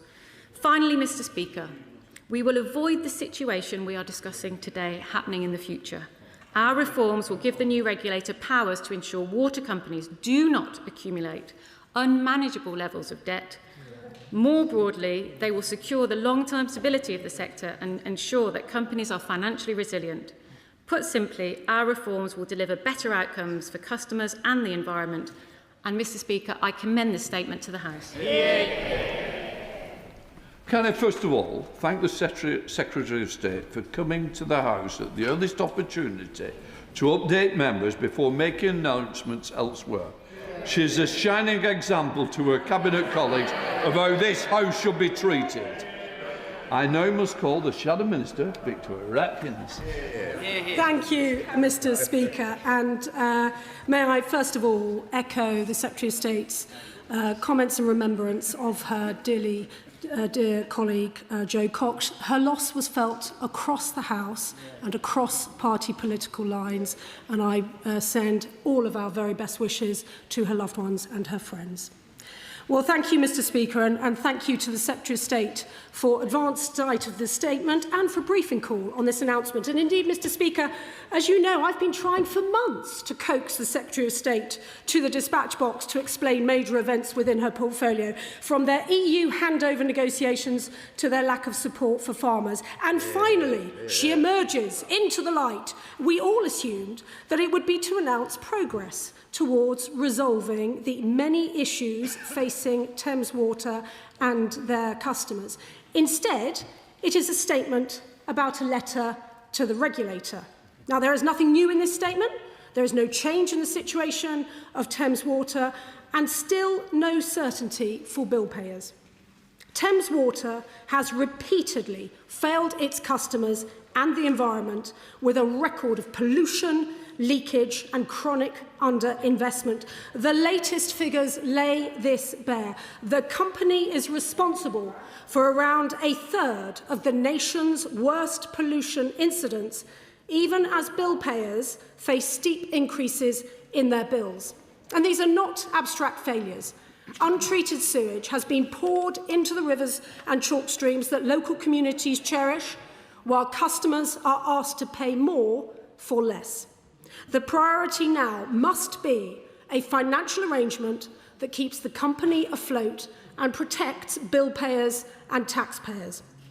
Now, whilst her government is in chaos, paralysed by the Prime Minister's weakness and the Mayor of Manchester's leadership ambitions, Thames Water continues to fail. If no deal is reached, Thames Water could collapse, again at enormous cost to taxpayers. The Secretary of State has said she does not want a scenario where customers pick up the bill for the company's failures. But when the Conservatives tried to amend the Water Special Measures Act to prevent consumers being on the hook in the event of a company going into special administration, and tried to impose a lending ratio limit on water companies to prevent this situation happening again, Labour voted it down. Why? I also remember when, under the former Secretary of State, an investor pulled out of a previous rescue deal, partly due to political risk. In other words, he had talked himself out of a deal. How is the current Secretary of State avoiding the failures of the now Secretary of State for Housing? And there are those who are urging nationalisation, a word thrown around carelessly. In fact, I think I've heard it just now, by Labour backbenchers and by Reform. None of them explain that nationalisation would be extremely costly to the taxpayer, potentially up to £20 billion, which is equivalent, to those who are wondering what that means, it's roughly equivalent to the defence funding shortfall about which we have heard so much in recent days. But there are reasonable concerns about how Thames Water's failures will be managed during the government's restructuring of the sector and the abolition of Ofwat. So please, can the Secretary of State confirm that there will be no downgrade or dilution to the existing penalty regime which has been briefed out into the newspapers? Can she set out what safeguards Thames Water will be taken to ensure that Thames Water remains fully responsible for its environmental and operational failures? How will the government ensure bill payers are not left bearing the cost of past mismanagement? And has the government offered or begun any process to recommend an alternative deal? Public trust in the water industry is already at rock bottom. Ministers have still not explained how investment in the sector will actually be paid for. Indeed, the Secretary of State's predecessor had to admit that the so-called private water industry investment, which I see the Secretary of State's repeated today, is in reality paid for by higher bills. Families already struggling with the cost of living should not become the safety net for a company that rewarded its executives whilst letting its infrastructure crumble. This is an important moment for the government to show that it can balance financial stability with strong regulatory oversight, and to put accountability and the interests of bill payers and the environment at the heart of water reform. The government must now deliver on the big promises they made during the election for the water sector. Thank you, Mr. Speaker. And can I just say, I'm always happy to receive brownie points, so thank you for what you said. Thank you, Mr. Speaker. The Right Honourable Lady rightly says that untreated sewage has been poured into our waterways. Yes, for the long years that her party was in government. When they cut the enforcement budget of the Environment Agency, moved to an approach where water companies mark their own homework, the so-called self-monitoring approach, and I find that she has some brass neck in lecturing us when we saw this series of failures under her government. The reason that we are here today, the reason that we as a government inherited record levels of pollution in our waterways was a failure by the government of the Right Honourable Lady to see what was happening before their eyes. A failure of regulation, a failure of the regulators, and a failure of the previous government. I am proud of what we have achieved in the 2 short years that we've been in power, Mr. Speaker. I am proud of the Water Special Measures Act. When did the Conservatives ever cap polluting water bosses' bonuses? Never. She lectures me about amendments to our Act. Our Act did more in less than a year than they did in 14 years to ensure that we had a fairer deal for customers and a better deal for the environment. She asks about nationalisation. I would just gently say that the special administration regime isn't the same as nationalisation, and she's Yes, okay, no, I'm just clarifying for the House. I don't wish to have an exchange with her across the ballot box, if I can... dispatch box, dispatch box, that might be at some other point. Dispatch box, if I can possibly help it. There is a difference between the two. Nationalisation would be taking, obviously, ownership by the government of the company, but a special administration regime would be the government financing a special administrator appointed by the courts to run the company. She talks about public trust in our water sector being at record lows. Well, all I can say is that we are clearing up their mess. It was under their government that Thames Water was plunged into unmanageable levels of debt. Sorry.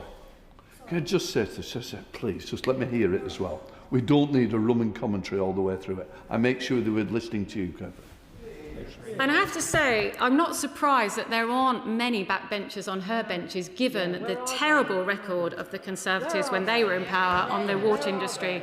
We are taking forward in our Clean Water Bill, which will be introduced later in the session, a once-in-a-generation reform of the water sector that is desperately needed to introduce a powerful single regulator that holds water companies to account. Chair of the Environmental Audit, Toby Perkins. Thank you very much, Mr. Speaker. Thames Water customers are paying the price for the incompetent regulation that allowed Macquarie's to saddle the company with eye-watering debts at the same time that the environmental performance was so disgraceful. And that debt ultimately led to the following shareholders to write the equity value down to zero, and it is those who bought the debt who are now making this proposal. Now, I entirely understand why the Secretary of State would not want customers to receive a service that failed in its environmental responsibilities whilst customers paid higher bills. But what assessment has she made as to whether there actually is a viable business there? We've been told this is the final offer from that company. Is there a viable business there that will deliver a long-term investment within a reasonable cost window for bill payers? And if there is not, then at what point does a public administration become inevitable? Sarah Stone. Thank you, Mr. Speaker. As I set out in my letter to the regulator, Ofwat, I am concerned that the proposal will mean delays in environmental improvements, delays in improvements to water infrastructure, and as he rightly said, the cost and the unfair cost being laid at the door of Thames Water customers. He asks about whether it is a viable business and next steps. I would say to him, this is a stage in the process where I have given my early views on this proposal. It is now for Ofwat to decide what to do next, and we wait to see what happens. Tim Farron, Liberal Democrat spokesperson. Thank you, Mr. Speaker. I'll start off by associating myself very closely with the remarks that the Secretary of State made about Jo Cox. It's an absolute privilege to serve alongside her in this place, and we still miss her very deeply indeed. I'm also very grateful to the Secretary of State for advance sight of the statement and for the very helpful briefing that I had earlier on. Since Conservative privatisation 35 years plus ago, £85 billion of bill payers' money has flowed out like a torrent into the pockets of mostly overseas shareholders and executives paying themselves unearned bonuses. That money could and should have gone into cleaning up our waterways, modernising infrastructure. Instead, sewage was released into our lakes and rivers and seas for 1.8 million hours last year, over 100,000 of those in the Thames region alone. Instead, 20% of our water leaks out of its pipes before it even reaches our homes. In Thames Water, even worse, it's 25% of that water wasted. And now, its investors are asking for more time, for more opportunity to take the money before they inevitably run. The Secretary of State is right then, that the creditors' offer is a disgrace. They get to keep making money, and Thames bill payers get to pay even more to keep them going, and they get the privilege of seeing long overdue infrastructure improvements delayed for yet another decade. Mr. Speaker, Thames are taking the mickey. The Liberal Democrats say no more and no thanks. It is clear that Thames Water have failed in their basic performance as a water company, and that gives the Secretary of State all the reasons she needs to place Thames into special administration. So why is she not doing that instead? Her letter to Ofwat is, I'm afraid, a sign of dreadful weakness, that she has to beg an equally weak Ofwat to show a resolve that they institutionally lack. Thames have failed in their performance, so just put them into special administration and then migrate the company to a mutually owned model where the bill payers own the company and call the shots so that investment does get made, that sewage spills stop, that water leaks cease. And by doing that, she could begin the process whereby all of our water companies are owned not by private equity and overseas investors and not by the sluggish state, but by the people. If she would do that, she would win the favour of people from Witney to Windermere. Why doesn't she stop faffing about and do that instead? I'd like to thank him for, I think, his support for my statement today. Slightly half-hearted. Thank him for what he said about he's right to say that there has been serious pollution incidents in different water companies, but particularly in Thames, and that is something of grave concern to the public and Thames Water's customers in particular. I'd point out to him that on the special administration regime, there are two types of SARs. An insolvency SAR is an insolvency process and is for the company directors to determine. A performance SAR, however, would be triggered if a company is in serious breach of their statutory duties or the company breaches an enforcement order that is so serious that it's inappropriate for the company to retain its licence. The government stands ready for all eventualities, including a SAR. Thank you, Mr. Speaker. Will the Secretary of State confirm that in the event of a special administration regime, any compensation would be based on appropriate value as set out in the case of Lithgow versus the UK, not on regulated capital value as suggested by the Shadow Secretary of State? For Thames, appropriate value would take account of the 23 billion in infrastructure repairs needed to meet condition P of its licence and comply with its statutory obligation, as well as the 13 billion of dividend and debt interest already paid to creditors, and therefore appropriate value would be nil. The Secretary of State said Ofwat is responsible to take the decision to modify the licence. I urge her to read subsection 7 of 12A of the Water Industry Act. She has the power to overrule. I thank him for his question. I think there are a number of questions there. As I've said, there is a difference, obviously, between a special administration regime and nationalisation. He talks about regulatory capital value. He is right to suggest that the price of any company is a complicated matter. But obviously, a special administration regime, the state would look to recoup the investment that it's made on SAR exit, if that was what happened. But in nationalisation, it would be a different matter. Louis French. Thank you, Mr. Speaker. What assurances can the government give today to my constituents across Bexley that the £88 million of investment currently underway in our community to secure our fresh drinking water supply for the next 50 years is not derailed by this announcement by the government, which adds to further uncertainty for Thames Water and its customers? Well, Mr. Speaker, I think it is right that both the regulator and the government hold Thames Water to account. And I find his question slightly bizarre. I would say to him I would reassure constituents of his and other customers of Thames Water that we as a government will always ensure continuity of service. But I make no apology for making sure that customers are front and centre of my consideration of this proposal. Thank you, Mr. Speaker. Can I thank the Minister for her statement? Thames Water are by far the worst for sewage spills, pollution incidents, flooding across overloaded sewer systems, customer complaints, regulatory penalties, the list goes on. A robust, proactive regulator is a step in the right direction, but is it not the case that a company so bad should be taken over by putting Thames Water into special measures so it can start over again and work in favour of residents rather than the shareholders as an example to others that enough is enough? Mr. Speaker, my honourable friend is right to say that Thames Water has a terrible record going back quite some years, as I said in my statement, 15 years at least, and he's right to say that sewage spills in the Thames Water area are completely unacceptable. As I said, the government stands ready for all eventualities, including a special administration regime. Bob Black. Thank you, Mr. Speaker. The Secretary of State is absolutely right to put customers at the forefront here. The problem is, in her statement, she says all of this is going to take rather a long time to do and to unwind. And at the moment, the uncertainty is the real concern for customers, particularly if they're going to be charged extra money on their bills.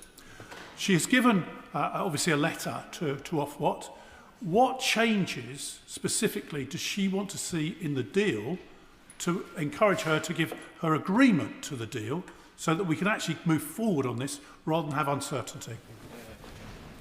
Well, Secretary of State. Quite simply, I don't want customers to pick up the bill for the repeated failures that we've seen by Thames Water. I hear his concerns about uncertainty. I would like to see this situation resolved.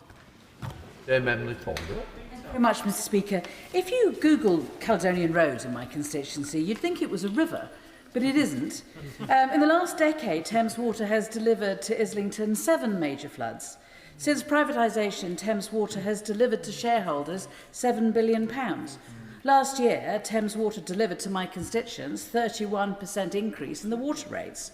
Residents are fed up, businesses are fed up, I'm fed up, I'm sure the government is fed up. How much more do we have to take before Thames Water is finally given the boot? I thank my right honourable friend for her question. She is absolutely right to emphasise the appalling record of Thames Water and the impact that it's having not just on her constituents but on the businesses in her constituency. As I said, there's 2 different options for a special administration regime and we remain open to all eventualities. Van Bellen. Thank you, Mr. Speaker. 10 months ago, the government appointed FTI Consulting to advise it on taking Thames Water into special administration. Can she update the House of the outputs of that work and how much it has cost to date? I thank him for his question. We have appointed FTI Consulting in the event that there is a special administration regime. That's the right thing to do in order to prepare for that eventuality and have that contingency in place. I haven't got the figure at my disposal, I'm afraid. Thank you, Mr. Speaker. And the Secretary of State is absolutely right when she says that Thames Water has let down my constituents and Londoners more broadly, with years of chronic underinvestment while paying record levels of bonuses and dividends. I recently visited my local sewage works and saw proposed improvements to increase storm surge capacity on site and improve the filtration levels to clean up our waterways. Will the Secretary of State assure me and my constituents that these much needed improvements which are planned will not be further delayed with ongoing institutional uncertainty about the future of Thames Water, so we can finally turn the page on 14 years of Tory neglect of our waterways? I thank him for his answer, and I absolutely want to turn the page on the failures that we've seen of this company to his constituents and others in the chamber. I would say to him, thanks to our legislation that he voted for the Water Special Measures Act, polluting water companies do not now receive bonuses. He's right to suggest that we need to resolve this situation and make sure that those improvements he talked about, which is why I have put forward my early concerns about this proposal, is I don't want to see such significant delays to those sorts of improvements. Sir Julian. It's tempting to say that there's a particularly bad smell about this company, but that would be a statement of the obvious. I have a feeling, though I'm not normally a friend of nationalisation, that this company is on a one-way journey to bankruptcy. If that point ever arises, am I right in presuming that there would be no question of compensation to shareholders for a bankrupt company that eventually had to be taken over by the state? Thank him for his question. The company remains solvent, but if it were to become insolvent, it would be for the directors to apply to the court for an insolvency special administration regime, and then those questions would be on the table. West. Thank you very much, Mr. Speaker. What reassurances can the Secretary of State provide about basic customer services around, for example, Turnpike Lane Tube Station in my constituency closed since last August because Transport for London cannot reopen it due to the leaks and the problems which Thames Water is far too incompetent to fix. Will today's statement lead to better customer service? So state. I'm really sorry to hear about the circumstance in her constituency, and I'm happy to raise that with the regulator. We need to get that fixed as soon as possible. Leila Moran. Mr Speaker, in recent months, 35,000 houses in West Oxford have had their water pressure cut by Thames Water, some as much as 50%. Veronica in Oseley Island says her upstairs shower is now nothing but a dribble and is barely usable. This isn't a service, it's a scam.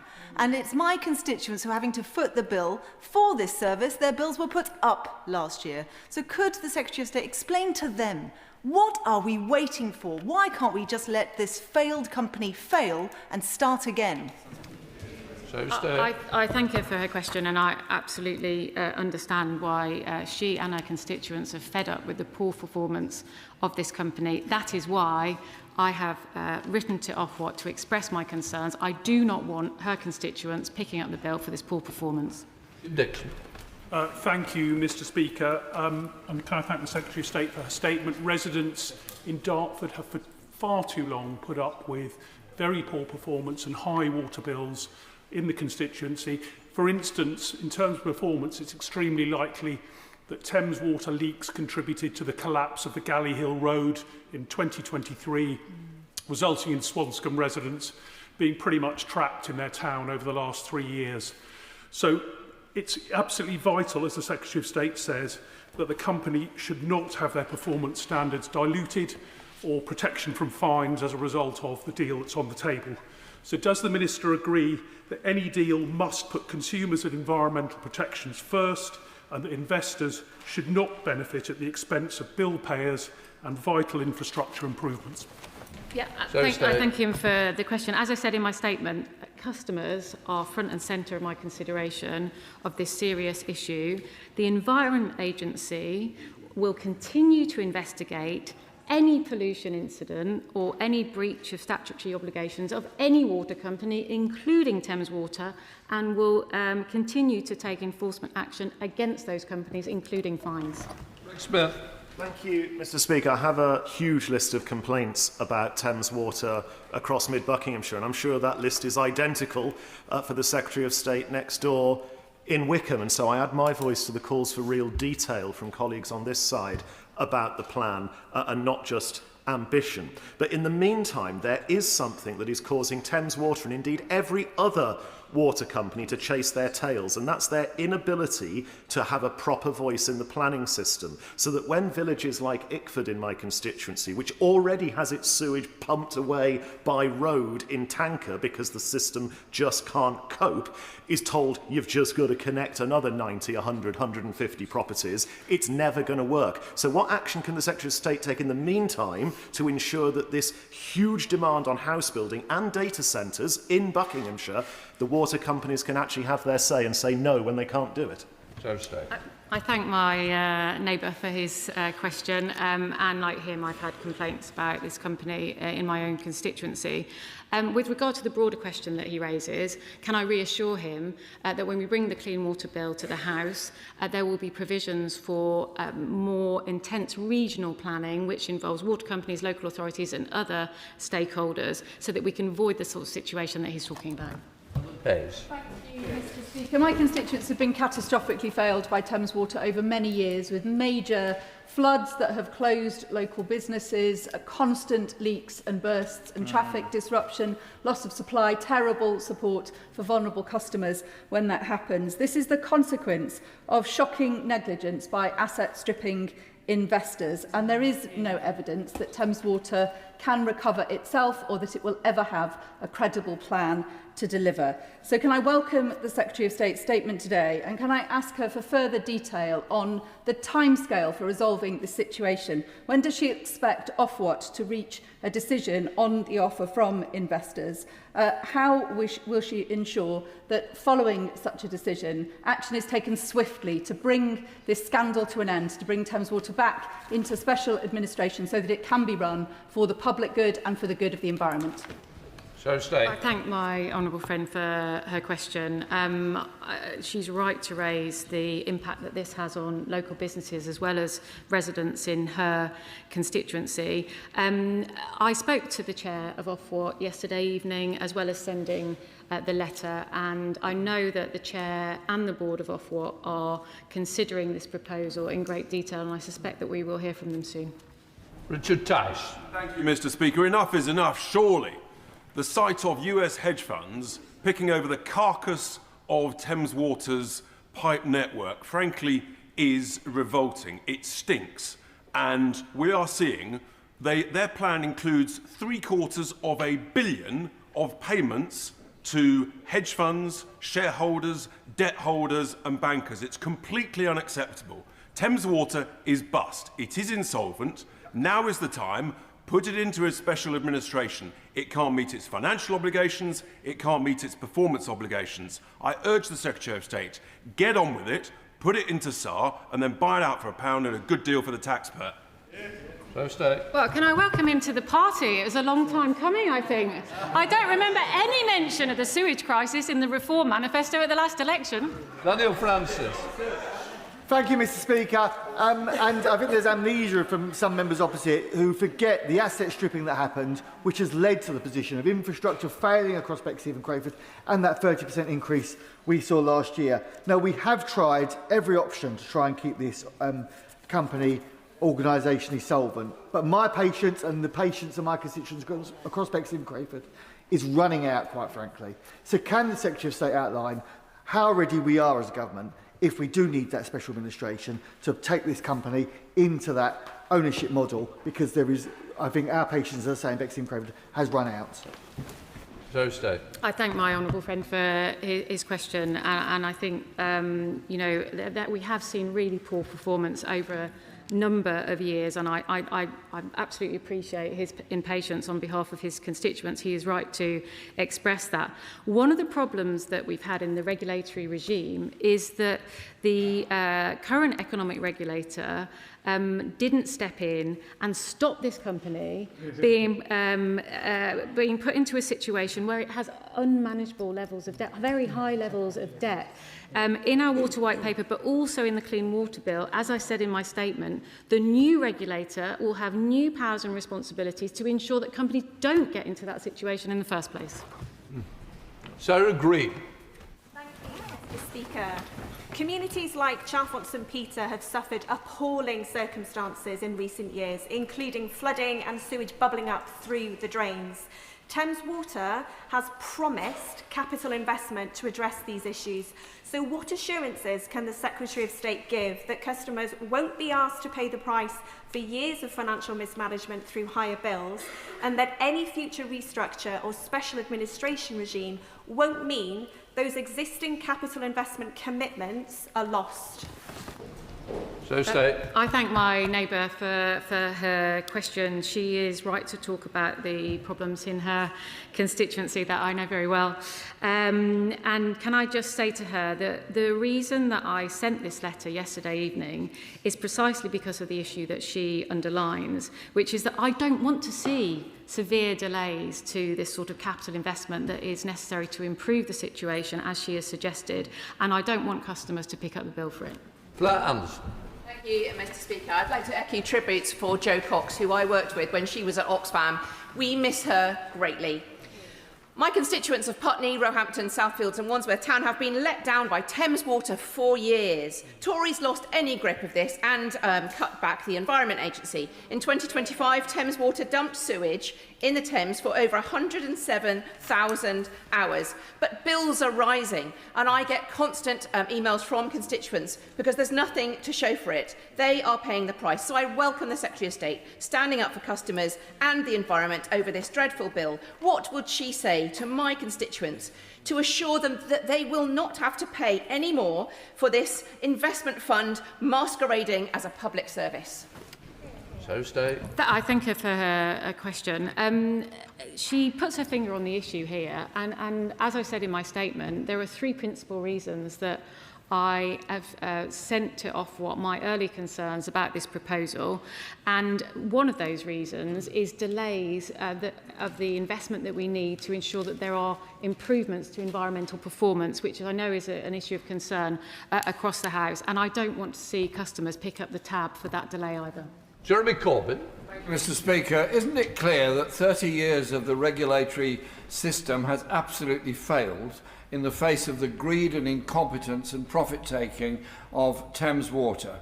And surely to goodness it is time that Thames Water stopped being allowed to continue with this disastrous policy, was brought into public ownership, and a public ownership with a difference that includes local authorities, local communities, the workforce rather than the directors who do know something about water delivery, so we can have efficient supply, an end to the flooding that happens in my constituency and others, and the abominable pollution of the Thames and the seas all around this country caused by the greed of the directors of Thames Water.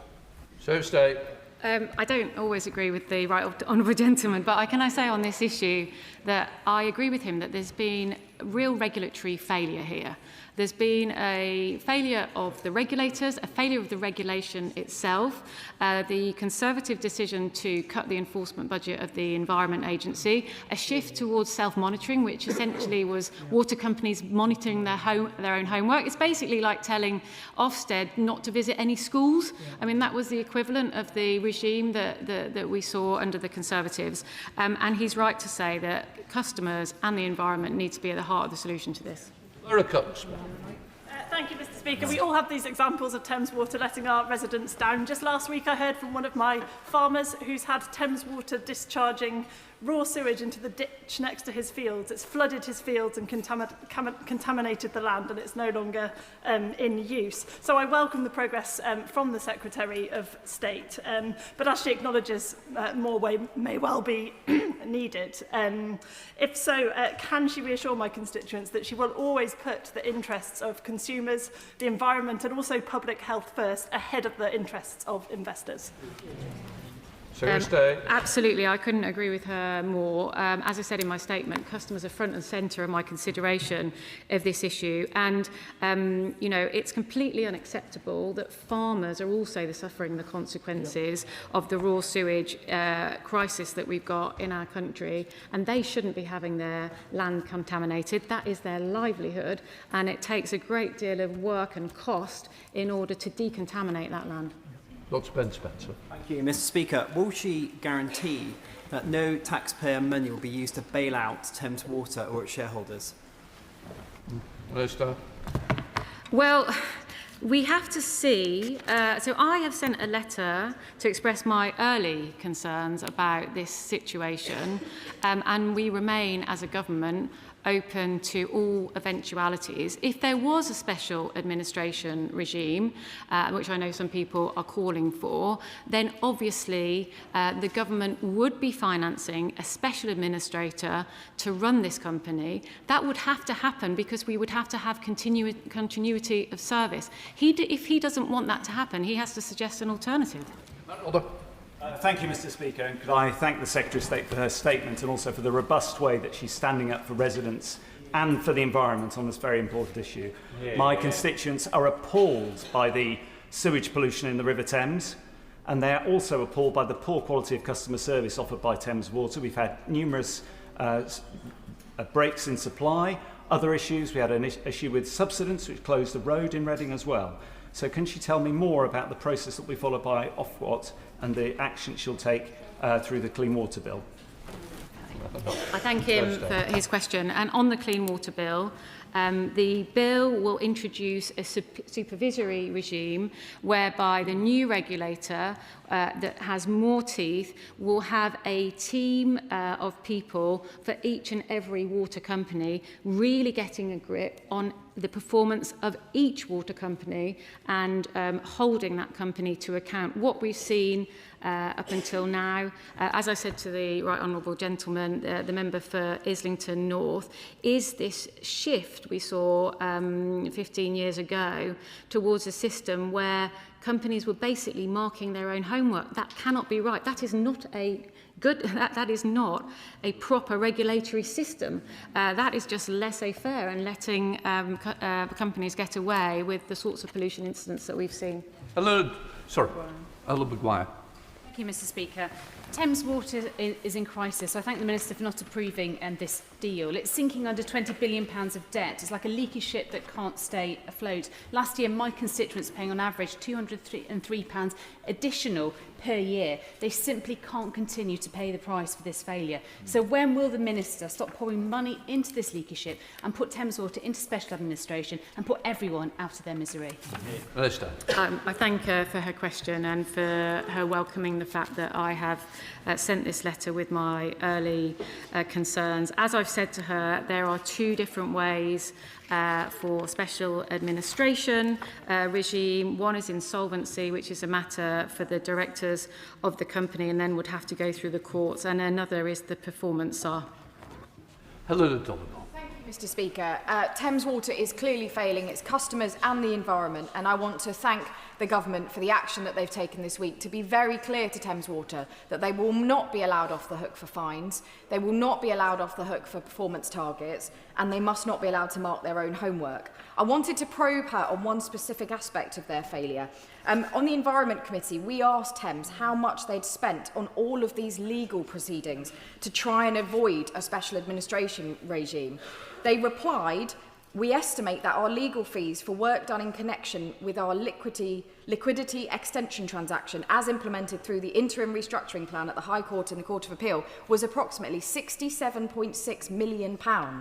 That was last June, so I'll be writing to them to ask for an update on those costs. But given that shocking amount being wasted on legal bills, almost 3% of what customers are paying in bills, does the Secretary of State agree with me that Thames Water must be spending their money on fixing broken pipes, not bonuses and not bumper legal payouts? Yes, we want the priority for Thames Water to be on investing in the water infrastructure that is needed to improve the service it gives its customers and also the infrastructure that it needs to drive environmental improvement. Dr. Ellie Charles. Thank you, Mr. Speaker.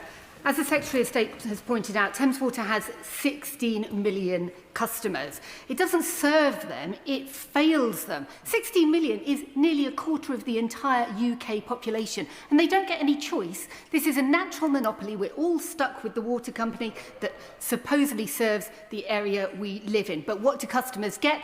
Bills going up through the roof, pollution in our rivers and our seas, infrastructure crumbling.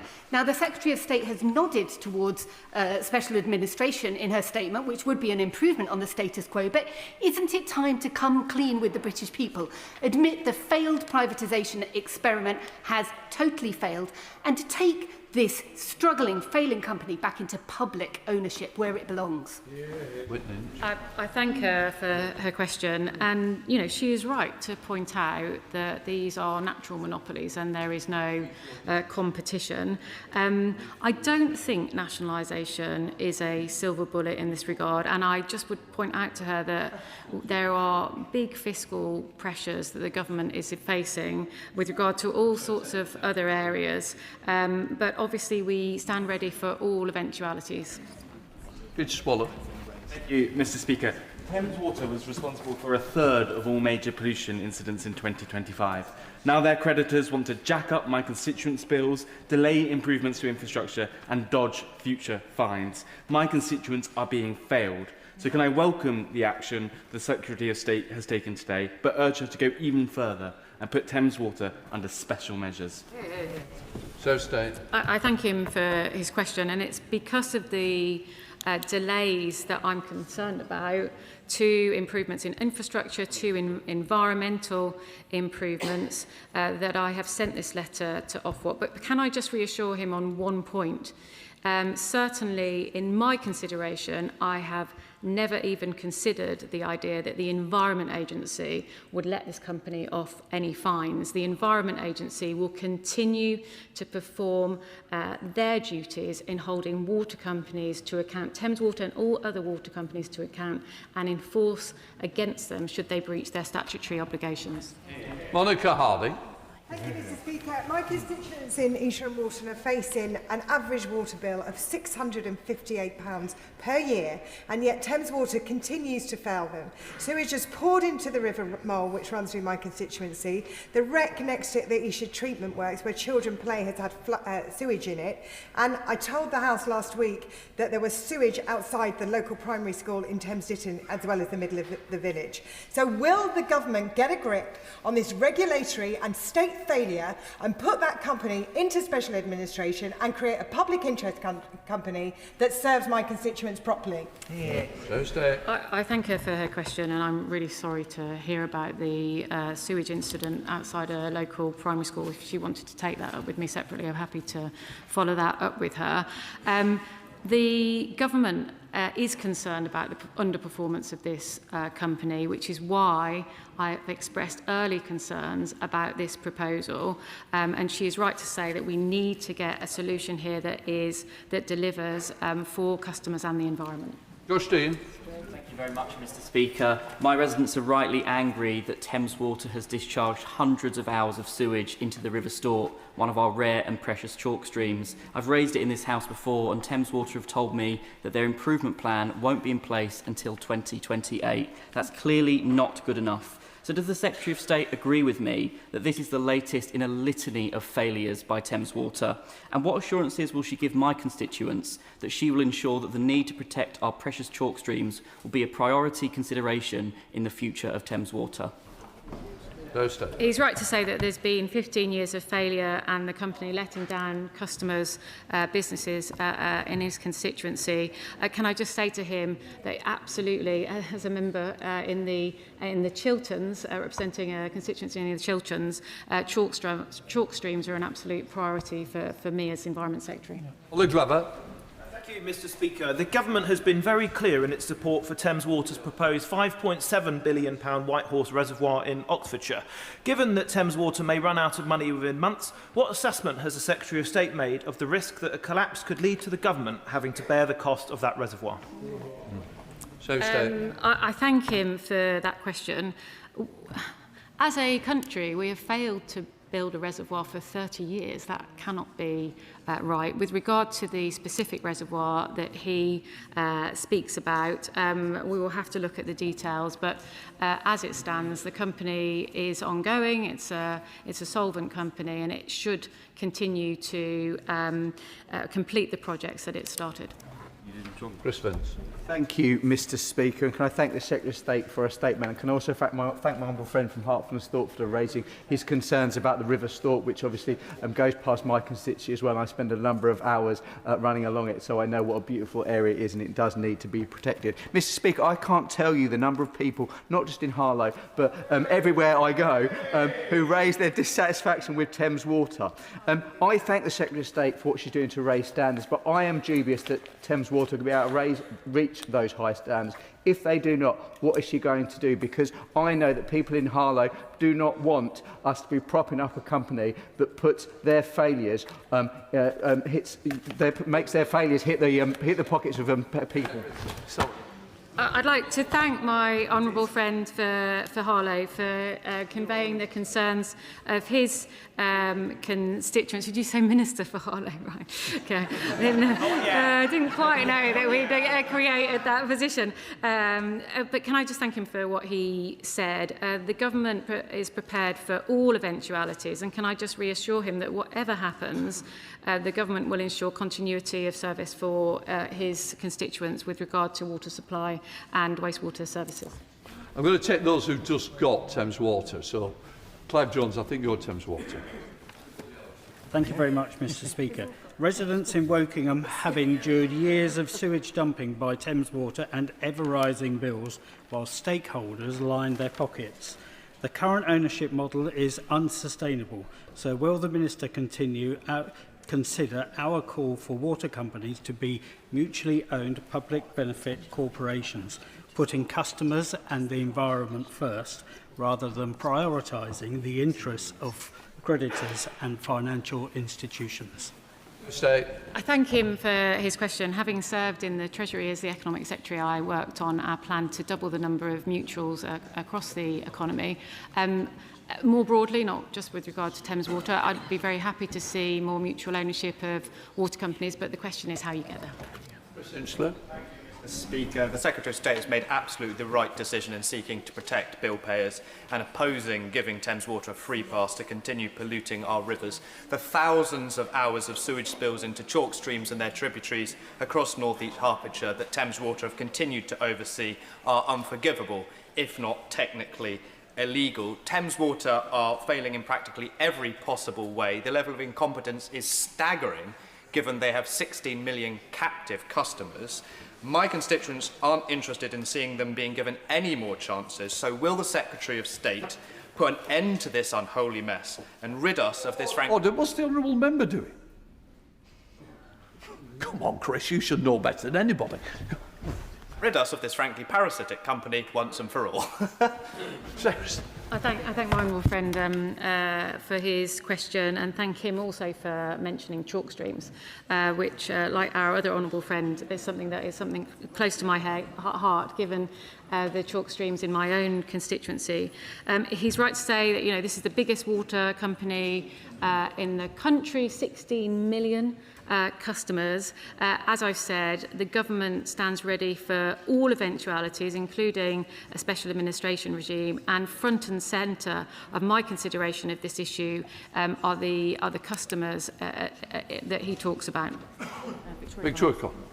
Thank you, Mr. Speaker. My very first letter as a Member of Parliament was to Thames Water, following the unacceptable thousands of hours into the River Vere, one of our precious chalk streams. So whatever the future structure of Thames Water, what guarantees can the Minister put in place that the environmental obligations will be strengthened rather than weakened?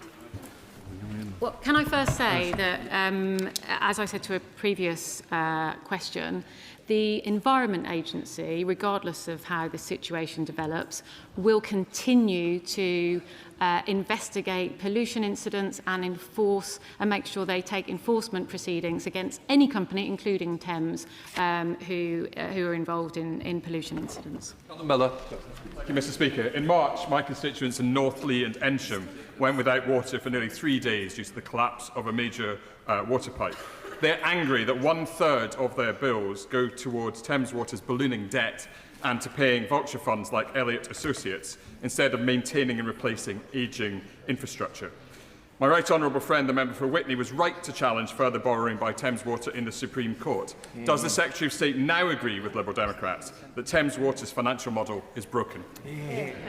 So State. Well, as I said in answer to a previous question, what the government seeks to do in the Clean Water Bill is make sure that the new water regulator that will be integrating the functions of Ofwat, the EA, the Drinking Water Inspectorate and Natural England doesn't allow companies to get into the sorts of unmanageable levels of debt that we've seen. Final question, Charlie Menal. Thank you, Mr. Speaker. It's clear that the Creditors Consortium has material influence over Thames Water, as the consortium is funding the company and bilaterally negotiating with the government. Material influence means the consortium meets the defined criteria of being an ultimate controller. Will the Secretary of State now finally acknowledge this fact and work with Ofwat to enforce it?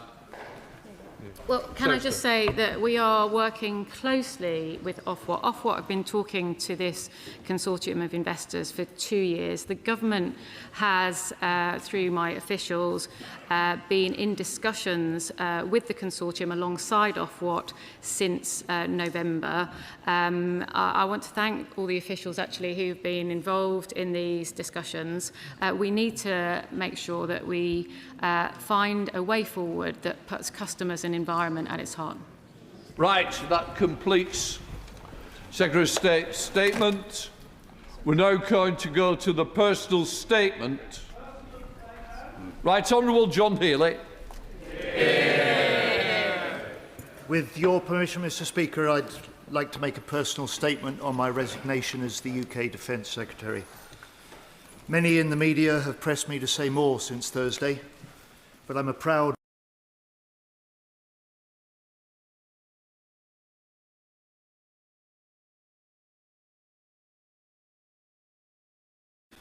I took the decision to resign with the very greatest regret and reluctance. I continue to be certain about this decision. In time, I believe it will be seen as necessary in securing the future of our armed forces and of our alliances. It's been the privilege of my life to work alongside the exceptional people who serve this country in defence, military and civilian alike. They work 24/7, so often unseen. They are the very best of Britain. Yeah. They and the new Defence Secretary have my fullest support. Yeah. Mr. Speaker, I've been a Labour MP for nearly 30 years, a Labour member for 45 years, a trade unionist for longer still. It is my family, literally. Jackie, my wife, worked for Labour HQ. We met at a union conference. 2 weeks later, we were engaged. We only ever wanted...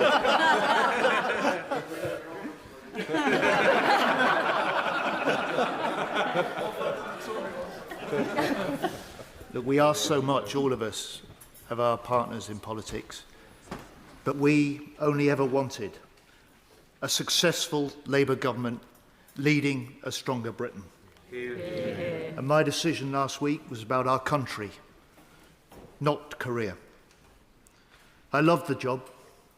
I won't miss going to bed with 3 phones or 3 a.m. phone calls. And I'm proud of what we've done in less than 2 years as a Labour government.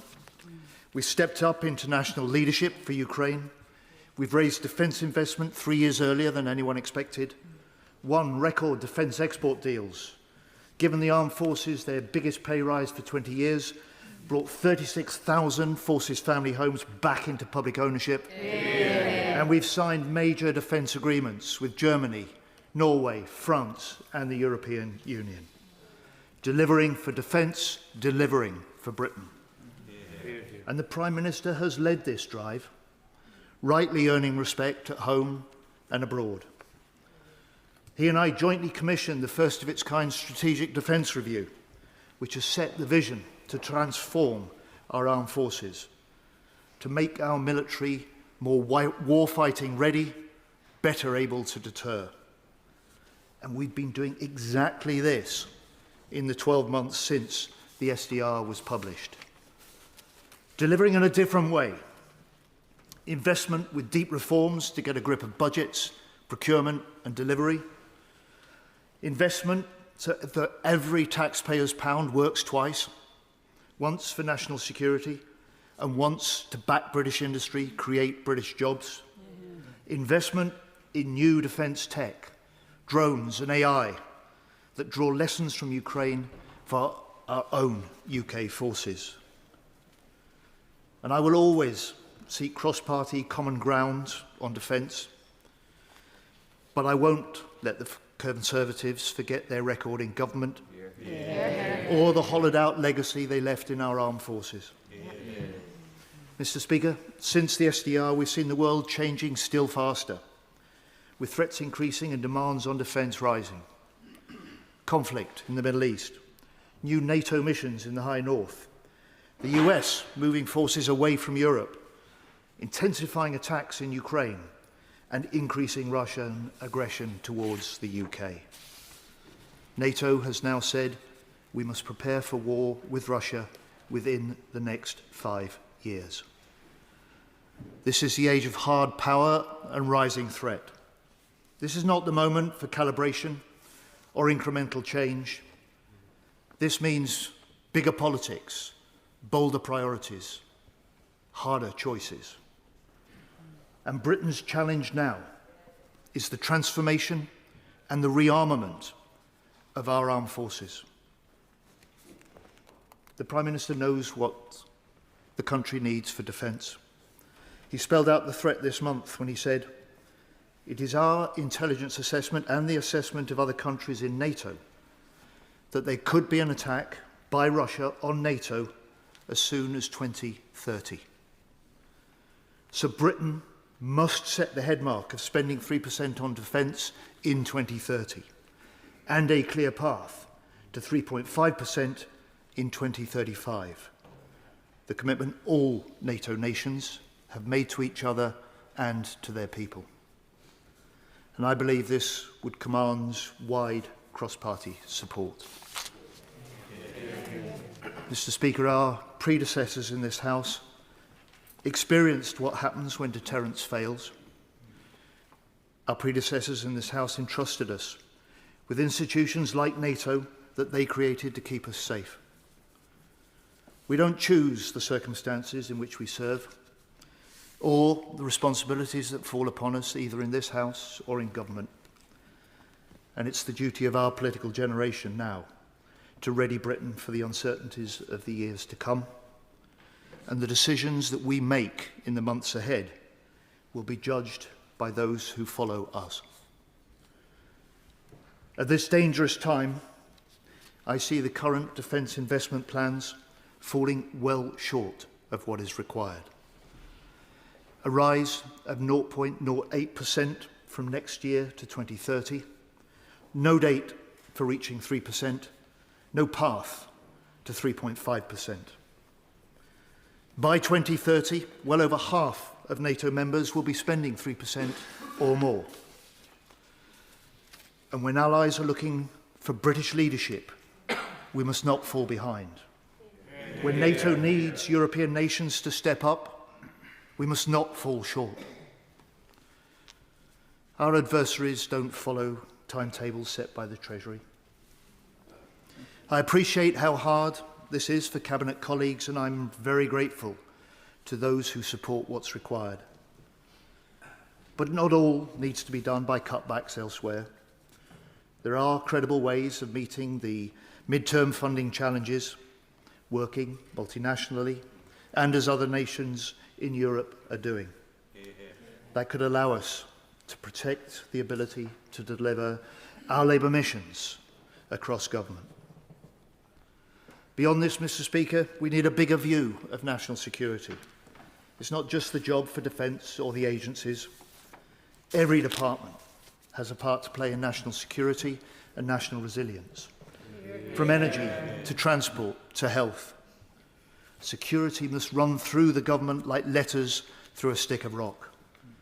And security must be felt in the communities right across Britain, reversing long-term decline and bringing new jobs and new hope. For now, Jackie's just grateful I no longer carry 3 phones in my bag, although I do still have my bottle of HP sauce. We now come to the next personal statement. Al Cairns. Mr. Speaker, with your permission, I'd like to make a speech on my resignation.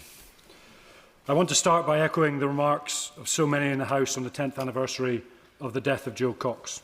Whilst I did not know Jo, I know what she stood for. Her unwavering commitment to equality has left a lasting legacy, and her words still ring true.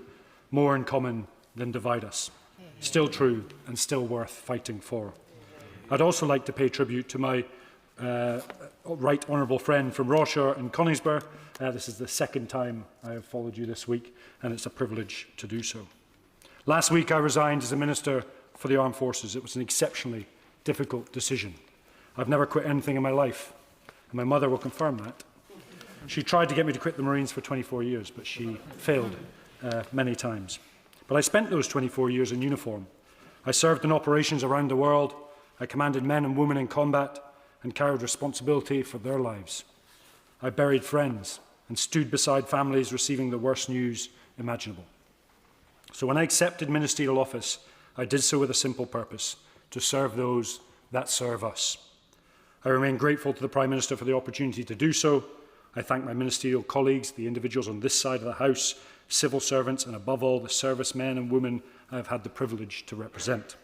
But there comes a point when honesty requires action, and for me that point came last week. As honourable members know, I came into politics for one reason, and that was to enact change. But to be able to work out where you're going, we must realise where we have come from. The Labour Party I joined is one that was chiselled out of the mines of the North East. It was hammered out of the shipyards of Govan, Liverpool and Belfast, and it was forged in the factories of the Industrial Revolution. Calloused hands, sore backs, people who did a hard day's graft and ask for one thing in return: a government that has their back. That's the tradition I serve in this House, and it's the tradition that shaped that decision I took last week. And I resigned for several reasons. Firstly, because I no longer believed the Defence Investment Plan was preparing for the wars we are most likely to fight. The character of warfare is changing at an exceptional speed. In Ukraine, a navy without a ship has destroyed a navy. A drone costing thousands can destroy a tank costing millions. A drone can now strike 2,000 kilometres into Russia at a fraction of the cost of a fighter jet. It is not either or. It's an equitable mix of high-end sophistication coupled with low-end mass. That's the balance we must seek, but from my view, the Defence Investment Plan did not strike that balance, for various reasons. I want to give just a small example to bring that home, because it can be often lost. In a town in Ukraine similar to the same size as Hereford, in one day, there were 12,000 drones in the air. Just comprehend that, 12,000 drones in the air, and 90% of all casualties are from drones. Not the rifle, not the grenade, not the tank, not the artillery, but from drones. What will it take? I asked the House, what will it take to realise these figures are not fiction? They're not an embellishment of the truth, but a hard fact born out of the blood and the steel of a hot war.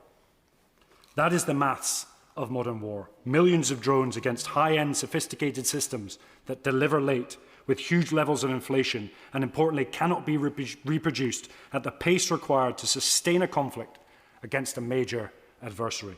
What will it take to learn this lesson? Do we need to rerun the snatched Land Rover? Do we need to rerun the lack of body armour? Do we need to rerun the lack of protected vehicles in Afghanistan that I saw impact men and women in the front line? We do not, and we should not. Moreover, as the clouds of war darken Europe's border once more, do we need to learn the lessons our forefathers learnt in World War II or indeed the Cold War? This isn't about individual items of equipment or bespoke defence funding lines, but about preparedness, about unity of purpose, prioritisation and national resilience.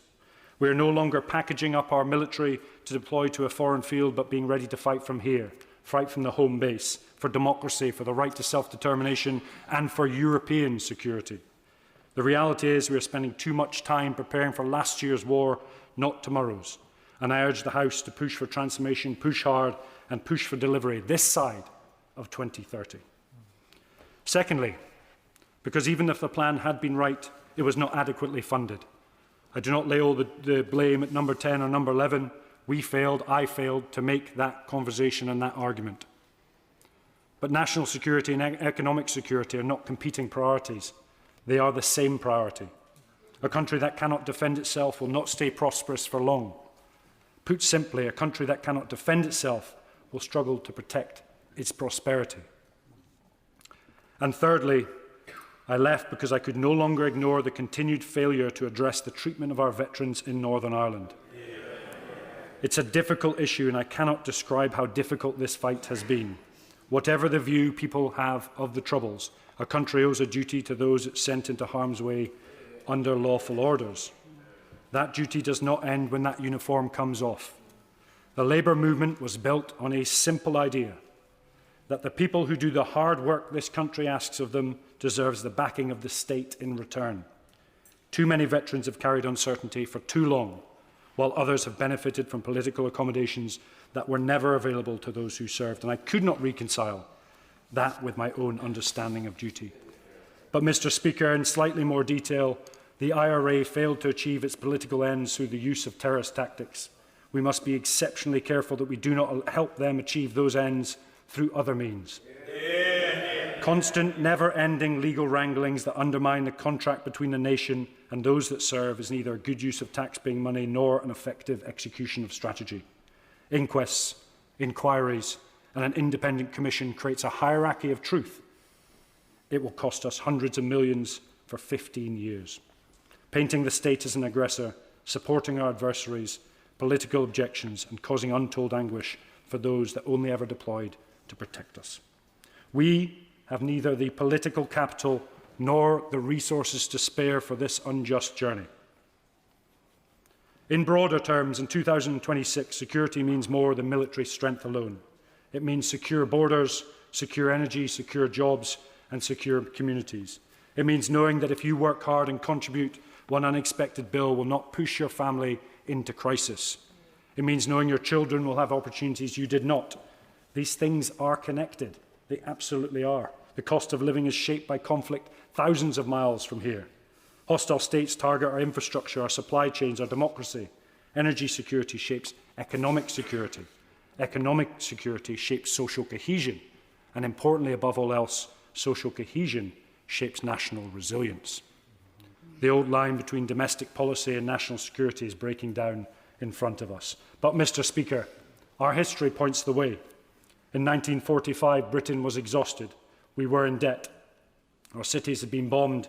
Rationing went on for years, and yet Attlee's government did not conclude that Britain could afford one priority. It built the NHS. It expanded the welfare state. It invested in housing. And it took the decision that Britain would become a nuclear power. Those decisions came from the same understanding of what this government for, what Labour is for. A country worth defending should look after its people. A country that wants to look after its people must be secure enough to do so. That is the Labour tradition.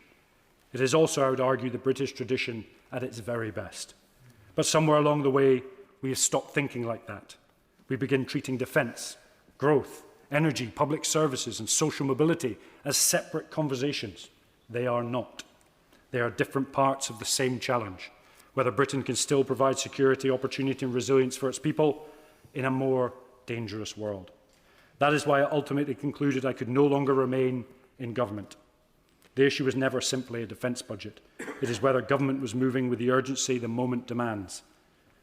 We know nearly 1 million young people outside education, employment or training. We know poor mental health costs this country hundreds of billions. We know our armed forces needs modernising. We know our adversaries are becoming more aggressive. We know our energy system remains exposed. We inherited a mess, but the population is fed up of pointing the finger. They're looking to us for courage, clarity and conviction to make the changes at scale and, importantly, the speed that the nation requires. But, Mr. Speaker, I've seen what our country can do. I've seen it in uniform. I've seen it in the communities across the nation. I've seen it on these benches where we are at our very best. The talent, the ideas, the passion, the courage, it's all here. Indeed, we have it all. I resign because I believe Britain and this Labour government can deliver. I believe we can think longer term. I believe we can act earlier. And I believe we can once again build a country that provides security in the broadest sense of the word. Security for our nation, security for our communities, security for our working families, security for the next generation. That is the debate I'm confident this resignation has started. Thank you. Yeah. We'll let the front benches change over.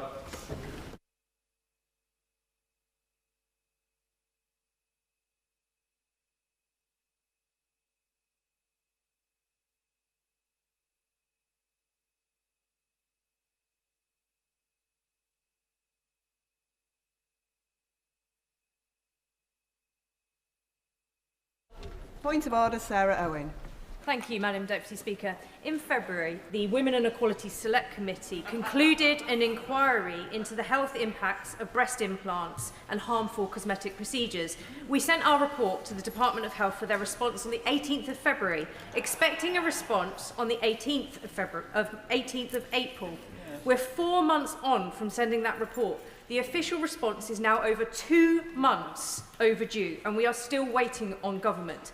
Madam Deputy Speaker, I seek your guidance on what we can do to address this grave delay, which is a significant disrespect not just to my committee members and to the House of Commons staff who worked on the report, but to the victims of harmful cosmetic procedures. People like Sasha, who nearly died, who gave brave, vulnerable testimony publicly, only to be ignored by the Department of Health and ministers. I'm grateful for the honourable member for giving notice of her point of order. There is a long-standing and well-understood convention that the government responds to select committee reports within 2 months. Where that is not possible, the department should engage with the committee to explain why. I have no power to compel the department to produce a response, but the Table Office will be able to advise her on how she might pursue the matter further. The clerk will now proceed to read the orders of the day. Cybersecurity and Resilience Network and Information Systems Bill, as amended in the Public Bill Committee, to be considered.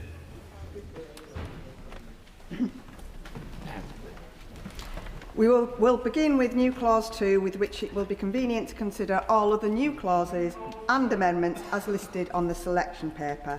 I call the Liberal Democrat spokesperson to move new clause 2. Do I just start? Yeah. As the director of the National Cyber Security Centre said, every organisation delivering the UK's critical services relies on uninterrupted digital operations. And disruptions to these operations are not simply an IT issue, it's a national resilience issue. This is a point that the Liberal Democrats wholeheartedly support, and is why we welcome the measures introduced in this bill, which strengthen existing cyber protections to enhance national security. However, as the Liberal Democrats have made clear throughout all stages of this bill, there are many missed opportunities to truly future-proof our country's cyber security, to protect our democracy, economy and national security. I therefore speak today to the Liberal Democrat amendments of this bill, which we think would truly achieve this. First of all, in the scope. Last year, we saw the costliest cyber incident in UK history, with the financial damage caused by attack on Jaguar Land Rover estimating to cost between 1.6 and 2.1 billion, a cost shared between JLR directly and its supply chain. In the public sector, cyber attacks are causing eye-watering costs too. We just need to look back to Redcar's cyber attack, which cost them a staggering £10.4 million. Yet this bill takes no consideration of the significant economic cost that such cyber attacks have, excluding both retail and manufacturing industries, as well as local government from the scope of this bill. NC4 and NC5 address this crucial gap. NC4 would bring in the manufacturing of critical transport equipment and the retail of food and essential goods, where they form a part of the large-scale distribution chain, within the scope of essential categories under this bill. That means companies like Jaguar Land Rover would finally receive the protections and their strategic importance demands and protect their supply chains too. NC5 extends that same recognition to local authorities, whose digital infrastructure underpins the delivery of services that millions of people depend on. The government's own industrial strategy recognises that sustainable and secure growth requires strong levels of cyber resilience across their economy, but their own cyber bill does not live up to this. If a cyber attack brought JLR's production lines to a halt or crippled the digital infrastructure of a council, the damage to our economy and to people's daily lives would be enormous. And these are not the only issues within the scope of this bill. Safeguarding our democratic processes must be treated as a national security priority, and here too the bill falls short.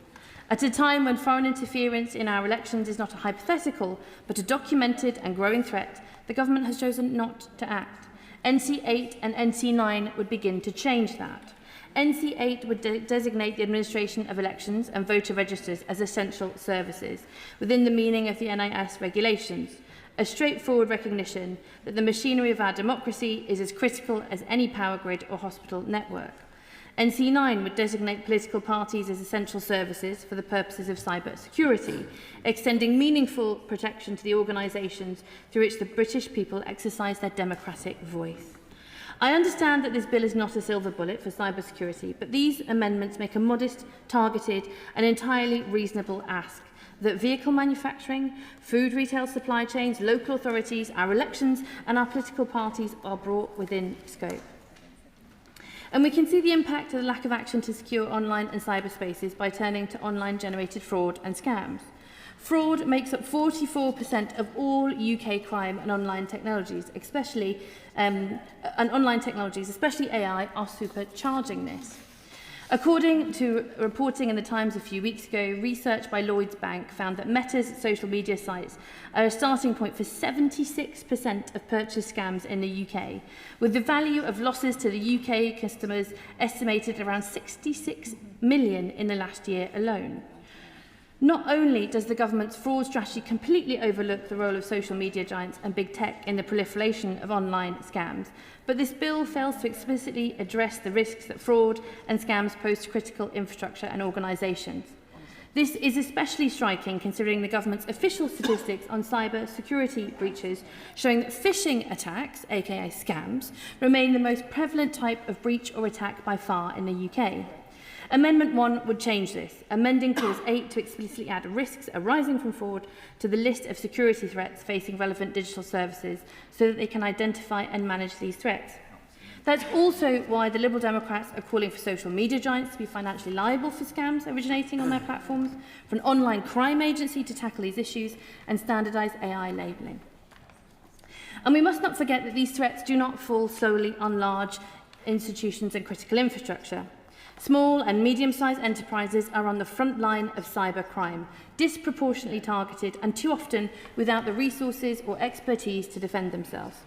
Many of the businesses caught up in the supply chains of our critical industries and exposed to the fraud and cyber risks I've described are SMEs, and yet there are no provisions in this bill to help potentially under-resourced SMEs cope with the increasing threat of cyber attacks.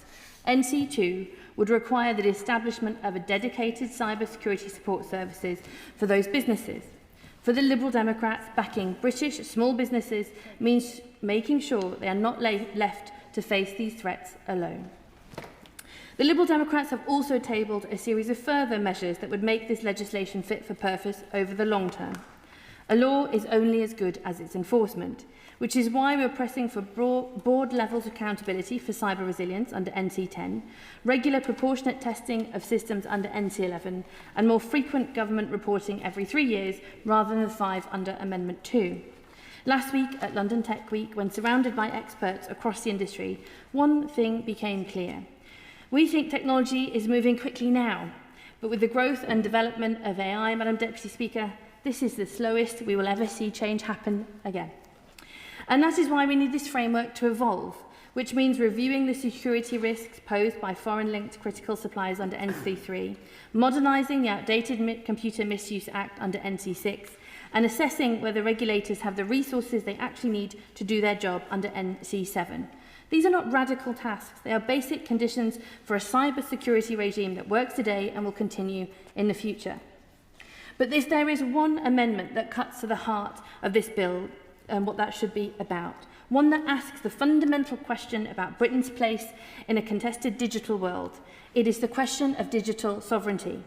Because all of the protections we have discussed today for our industries, our democracy, our small businesses mean very little if we do not answer first who controls the digital infrastructure on which all of them depend, and question that at every critical level of the stack that we have critical control over that.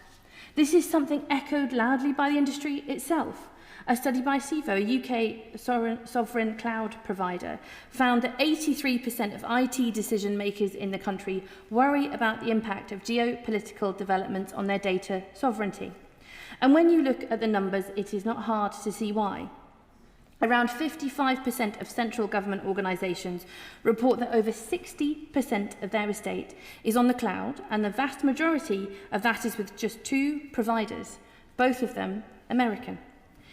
We have handed the keys to significant parts of our national digital infrastructure to foreign corporations, subject to foreign laws and exposed to foreign decisions entirely outside our control. This includes our public services. The Liberal Democrats are alarmed at the NHS's growing reliance on complex, opaque digital systems set up by Palantir. With Palantir's background in security and surveillance, that marks a divergence from the traditional relationship between the NHS and firms with specialised medical knowledge.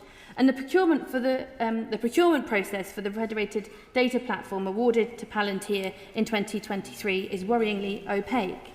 We are pleased that the Science, Innovation and Technology Committee has called on the government to exercise the break clause, and we also call on the government to use this break clause and provide a clear timeline for Palantir's removal from the NHS. Even Karp and Zeminska from Palantir themselves said, "The limits of soft power, of soaring rhetoric alone have been exposed. The ability of free and democratic societies to prevail requires something more than moral appeal. It requires hard power. And hard power in this century will be built on software." Now, just look at Anthropic. Last week, they launched their new AI model, Claude Fable 5. Almost as soon as it was launched, the US government intervened, shutting it down for foreign nationals, both inside and outside the country. Let me put that more clearly. Anthropic closed access to its tools under the direction of the US government. This is a wake-up call. The reliance on the technology that fuels our economy and underpins our services shows we desperately need a sovereign digital strategy. Fable 5 may have just been a feature that only launched for about a day, but imagine if this had been powering processes and public services when it was suddenly cut off by the US government.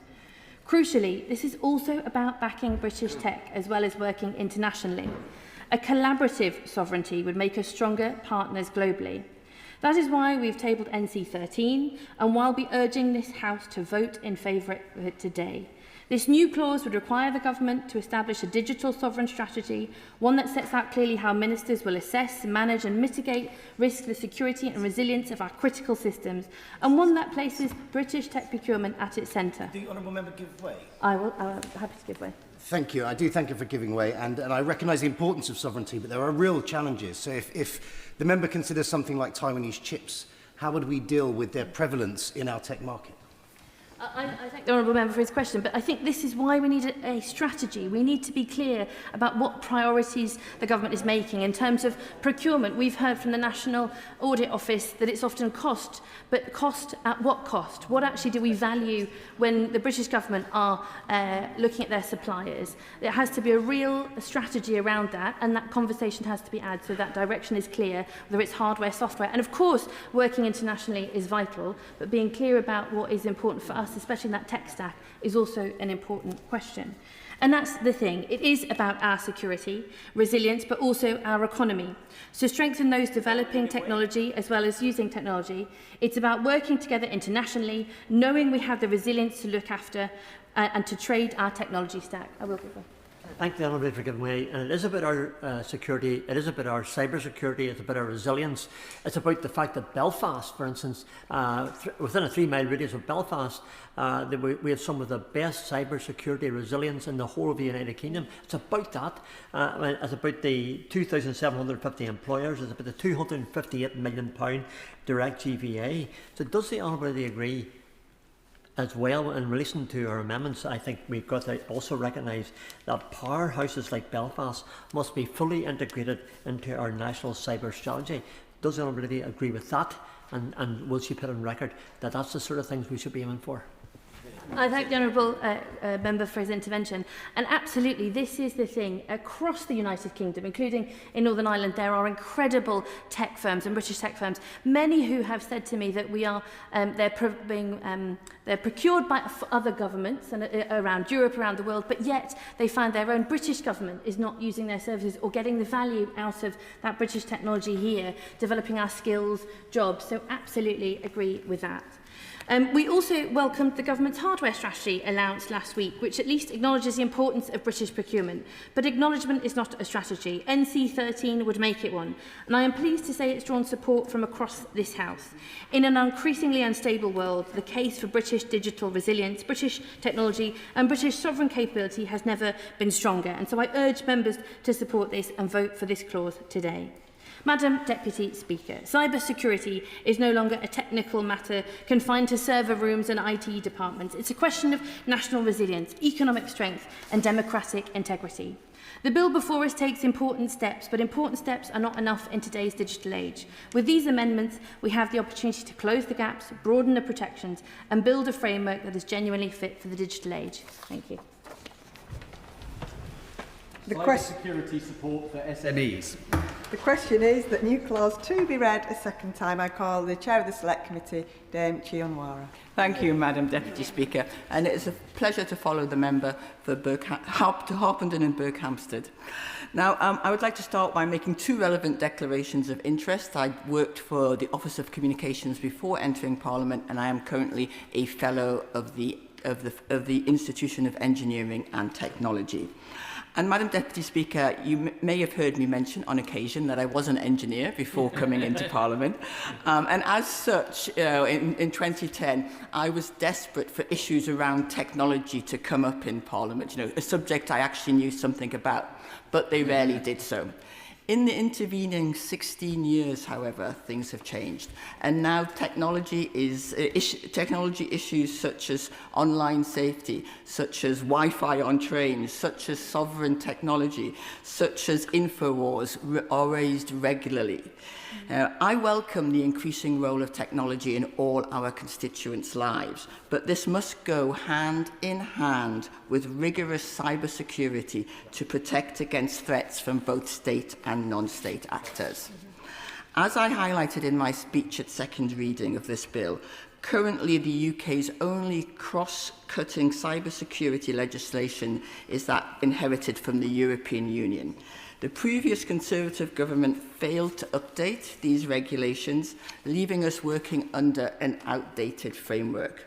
So I really welcome this bill, which seeks to expand the scope of existing cybersecurity regulations to new sectors, strengthen the role of regulators, and grant the government new powers to respond to the threats posed by cybersecurity breaches.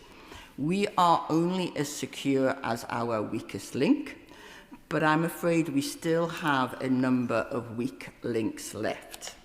Cyber attacks are having a real financial impact on the UK and are happening at an increasing rate. Last year, according to the Institution of Engineering and Technology, cyber attacks cost UK businesses an estimated £64 billion annually, with 37 billion in direct costs and 26 billion in indirect costs. And last year we also saw the well-documented cyber attack that hit Marks and Spencer's, which left shoppers unable to buy online from the company for months. The company's profits were almost wiped out, down from 390 million to 3 million for the first half of 2025. Now, as a Sparks card holder myself, I was unable to use my card for 6 months, and I fear I may have contributed to those figures. This brings me to my first amendment, New Clause 20, which seeks to designate retail businesses as an essential activity, bringing it in within scope of Part 3 of the bill. Retail is the UK's largest private sector employer. It holds large amounts of consumer data. It relies often on dated IT systems. Yet, as I noted during the bill's second reading, the existing scope of this bill would not have prevented or even impacted the attacks on Marks and Spencer or Jaguar Land Rover, despite the significant disruption they caused to our constituents and our economic activity. Indeed, in November, the Bank of England cited the cyber attack on JLR as a factor in its decision to hold interest rates. So while I do believe that the government's plan to promote the new cyber governance code of practice to improve preparedness in sectors like retail is welcome, voluntary measures alone will not deliver consistent adoption of good cyber governance across economically significant sectors such as retail. So according to the government's figures, only 9,680 Cyber Essentials Plus certificates were issued to small and medium-sized businesses between November 23 and October 24. There are an estimated 6 million small and medium enterprises in the UK. So this is not going to address that challenge at the rate at which it needs to be addressed. And I welcome the amendment from the opposition benches to bring retail businesses within the scope of the bill, but I am concerned that it might be too extensive in bringing small and medium-sized businesses into its remit and placing an unnecessary or a disproportionate burden on them. So the revenue threshold of £12 billion within my new Clause 20 provides the necessary specificity to ensure that only large retail businesses, including Marks and Spencer's and Jaguar Land Rover, would fall under the expanded NIS Regulations 2018. This would lead to faster incident reporting, responses and customer notification, and this would be alongside stronger powers, including to deal with non-compliance. Now, turning to my second amendment, New Clause 18, and we have already heard the concentration of the UK's public sector data within a small number of US-owned providers, Amazon Web Services and Microsoft Azure, specifically presents a structural risk to national resilience. Indeed, combined, AWS and Microsoft account for 70 to 80% of the public cloud market, according to the Competition and Markets Authority. Now, part of the issue is that that figure is an estimate. You know, I have put down a series of written parliamentary questions over the last 7 years to find out just how dependent government is on AWS and Microsoft. And this data is not tracked across government. So can I ask the Minister to say how he intends to assess a threat that the government is not measuring? Now, as set out in my committee's report entitled Rewiring the State, Delivering Digital Government, our national resilience is put at risk by the strategic lock-in that these companies have in many of our public services and administrations. Major departments, including HMRC and the NHS, as we heard, are under multi-year agreements that further entrench these cloud infrastructures within the Whitehall ecosystem. Included within my committee's report was evidence we heard from the Open Cloud Coalition, who suggested that DCIT should consider a period of overcorrection, including mandatory recompetition of high-risk or large-scale contracts to break cycles of vendor lock-in. The government is rightly seeking to coordinate cloud contracting, but I believe that this should be done in a way as to ensure more, not less, competition. We would also like to see the detail of how the all-of-government cloud contract will prevent vendor lock-in, and I would like the Minister to outline his engagement with the CMA on the development of the contract. Not only does our reliance on these two cloud services raise practical issues, as seen with the AWS outage in October, but there are questions around data protection. Under the Cloud and Patriot Acts, the US government can compel US companies, including AWS and Microsoft, to hand over data if held overseas. That is in the UK. Now, I'm aware that the Minister may reference our sovereign hosting capability, Crown Hosting, but it only hosts 4% of government legacy services. Would the Minister please outline how the government intends to ensure protection that the public sector makes better use of the services provided by Crown Hosting? Could he also set out how to ensure the government's digital transformation ambitions cannot be derailed at any time by a decision based on the narrow interests of a foreign commercial or state actor? Now, the Minister may choose to argue that this is highly unlikely, but I would point him to the recent decision of the US government to withdraw access to Anthropic Fable 5 model from foreign nationals. Now to my final amendment, new clause 819, which calls on the Secretary of State to conduct a review into the risks provided by foreign state ownership or control of providers of cellular Internet of Things modules. Now, Madam Deputy Speaker, I do always like to mention that I was the first Member of Parliament to speak about the Internet of Things in my debate back in 2011. Having, as I already mentioned, worked in technology as an engineer, the threat posed by cyber attacks on the Internet of Things was very real to me from the start of my parliamentary career. Indeed, in 2017, I wrote an article highlighting the threat of cyber attacks on sex toys in a vain attempt to raise the profile of this issue. Common Internet of Things modules, or IoTs, are widely embedded across telecommunications and other critical national infrastructure, as well as in consumer products. In telecoms, SIMs underpin interoperability, monitoring, configuration, and automation in complex multi-vendor networks, including those supporting cellular IoT at scale. While SIMs do not directly control networks, dependent on foreign manufactured SIM-enabled software and tooling poses risks relating to resilience, security, and sovereignty. Chinese attempts to corner the global market in SIMs could have significant national security implications. You know, so embedded in cars, when they're embedded in cars, they transmit the location, route, and even passenger video. And I do not, I hope, need to elaborate on the implications of them being switched off or turned to hostile uses. I'm very happy to give way. Very grateful to her. She was very prescient then, and it's got worse. There are lots of talks about Downing Street's cars under the previous administration being searched for IoTs. We know about this huge import from bad actors, which is really where we should be worried, such as China and other countries, and that they also know that many of these contain kill switches in them, which would have devastated some of our industry in generating energy, which would be a disaster. But she's right to have raised it and to continue to raise it now. Thank you. I'd like to thank the Right Honourable Member for his intervention, and he does well to remind us that the impact of hostile action with these SIMs, such as turning on a kill switch, would be devastating across multiple sectors.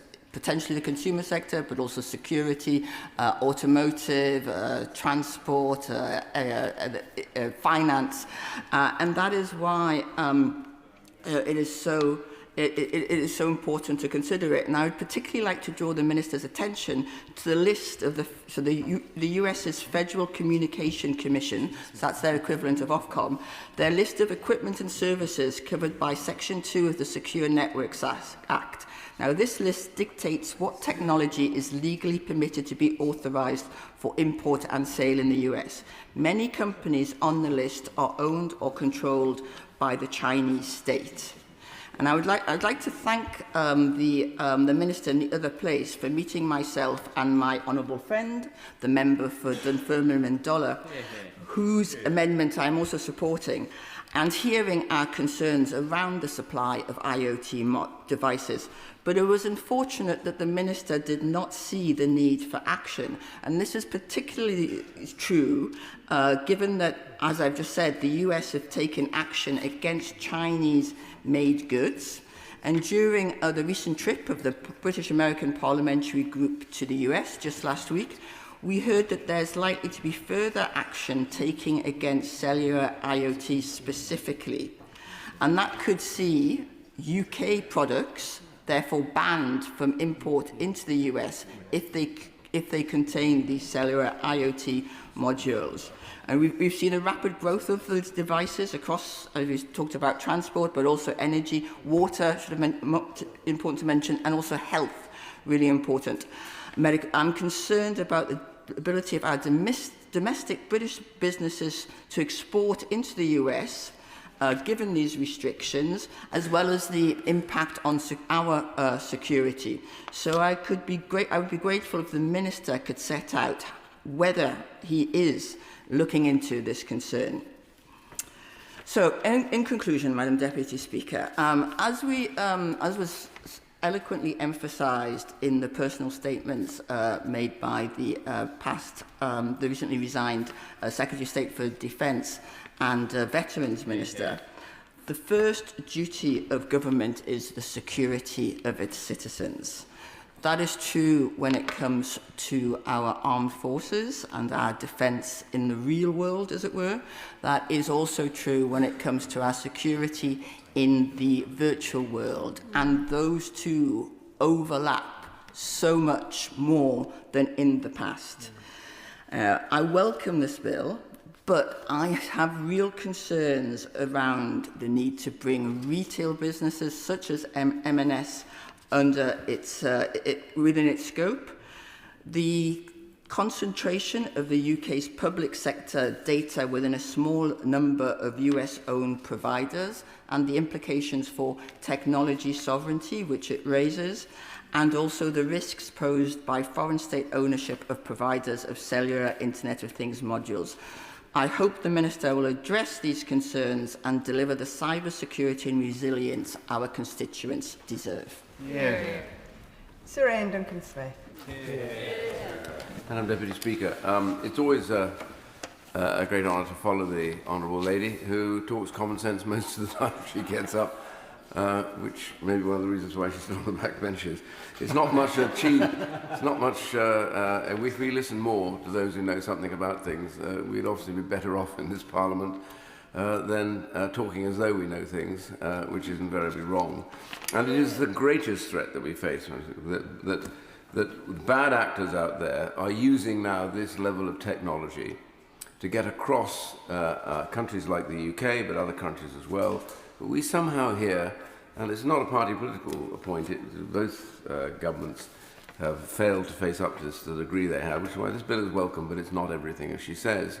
It's because we think we can treat the bad actors as though they were normal actors in a commercial sense. But you have a country like China that is using slave labor to undercut markets, that regularly puts IoTs into cars that are manufactured and gets away with it in a way because we need them, we think, more than they need us. And that's the big problem. So she's right to raise it, and I congratulate her for yet again making an excellent speech.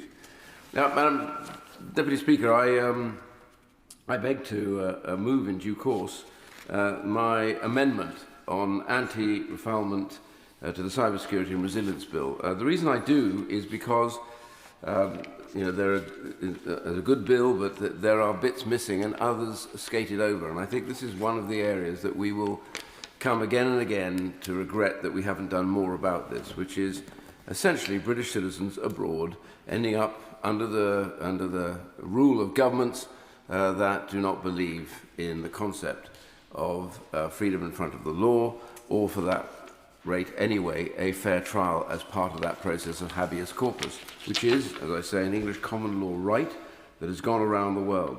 So this amendment of mine seeks data sharing with jurisdictions that cannot a fair trial should be prohibited. This maintains the current legal approach, which generally restricts sharing sensitive information outside the EU. And currently information shared of type enabled by Clause 6, which is in the bill, is prohibited outside the EU. So Clause 6 is weaker than what is going on in the European Union. And I say Clause 6 paves the way, sadly, for such sharing rather than restricting it. This amendment seeks, therefore, to prohibit information sharing to places where the Secretary of State believes that a fair trial simply cannot be obtained. It requires the Secretary of State to consult civil society, human rights experts to identify jurisdictions, universal, not just China, although China is a big player in this, where the right to a fair trial cannot be guaranteed with all decisions subject to mandatory annual reports to Parliament. And that is important. Parliament should be part of this and make decisions about whether it agrees with government. Now, Beijing is a very good example, has frequently used seemingly legitimate criminal complaints to target dissidents. And Clause 6, if unamended, therefore raises transnational repression risks rather than solving them. The amendment is necessary, I believe, to close that loophole in the bill that currently fails to anticipate politically motivated requests from such totalitarian states. I often say that we should stop speaking about countries like China, Russia, Iran, North Korea as authoritarian states. They are not authoritarian states, they are totalitarian states. Why do I say totalitarian? Because everything in those countries is owned and run by the state. Authoritarian states are often dictatorships, etc., but they're not the same. They are brutal, nasty, but this is a complete system. And so this is about totalitarian states. And Clause 6, I'm afraid, is predicated upon helping other governments obtain justice. The argument of the amendment is that, quite apart from the TNR risks, justice as we understand it cannot be served in a country where there is no essential rule of law, no right to a fair trial, and a judicial system which serves the party. It is a matter of pride, I often say, that perhaps the greatest gift that this country has given to the world is the concept of freedom in the face of the law. And that is the point I made earlier. Habeas corpus came from English common law and dominates so many of the free world's thinking. I mean, it wasn't until the 1970s that some countries in Europe actually practiced habeas corpus. So it wasn't just a case that it was produced by Britain, but also owned by many other countries. And that is at risk here, and we should be the greatest defenders of that right to a fair trial anywhere in the world. And let's just take a few of these countries, for example, as to why this is needed. Let's look at China. Requests were made by authoritarian states, totalitarian states in this particular case, as has been the recent pattern, for example, regarding Interpol notices. This is what happens a lot. The People's Republic of China and other countries have a troubling recent history of very significant transnational repression, hounding dissidents in the UK and cloaking their political persecution in superficially legitimate criminal charges. The PRC is not alone in requesting information on political opponents in the UK. They do it a lot. We can confidently speculate that China will make request of the UK should this bill be passed almost immediately. Let me look at the single biggest case that confronts us in China at the moment, Jimmy Lai. He is a British citizen. I cannot tell you, Madam Deputy Speaker, how endlessly in debates, even under the last administration, we had to fight to get the government to state that he was a British citizen, not a dual nationality citizen. He was a British citizen, proud to be British, had been British all his life, only ever owned a British passport, had never been a Chinese citizen with a Chinese passport. And so the Special Rapporteur on Torture, Alice Gill Edwards, in her 2024 and 25 reports, specifically flagged concerns that evidence obtained through torture is still widely admitted in Chinese courts. She also expressed concerns in late 2024 regarding the case of Jimmy Lai in Hong Kong, noting that evidence allegedly secured through torture in mainland China is and was being used in the trial. And on the 15th of November 24, the United Nations Working Group on Arbitrary Detention published its opinion that Jimmy Lai is, and I want to quote here, unlawfully and arbitrarily detained and called for his immediate release. The clause that we are talking about here will not go far enough and does not therefore deal with this, and that is what this amendment is really all about. And the risk of extradition to China from safe third countries. Currently, the UK does not have a bilateral extradition treaty with the People's Republic of China and suspended its bilateral extradition treaty with Hong Kong, something that many of us were calling out for at the time in 2020. In 25, proposed changes to the Extradition Act 2003 would allow cooperation between UK and Hong Kong authorities on a case-by-case ad hoc basis. And the trouble with that is it begins to open that door. The risk of sharing NIS data is not confined to the physical removal of individuals. It also poses a profound threat to national security, the safety of the diaspora within the UK. How often have we heard about that? These totalitarian states do not only seek to extradite dissidents, they seek to silence them through transnational repression and to compromise the UK's own digital resilience. Sharing NIS data with an adversarial jurisdiction is akin to providing a roadmap for a state-sponsored cyber attack. Yeah. For dissidents and human rights defenders living in the UK, NIS data can be used to demonize their activity and de-anonymize their activity too. And this information is frequently used to A, identify and harass family members remaining in their home country, B, conduct targeting, phishing and surveillance against the individual's private devices, and C, coerce the individual into becoming an informant under the threat of criminal charges based on the shared technical data.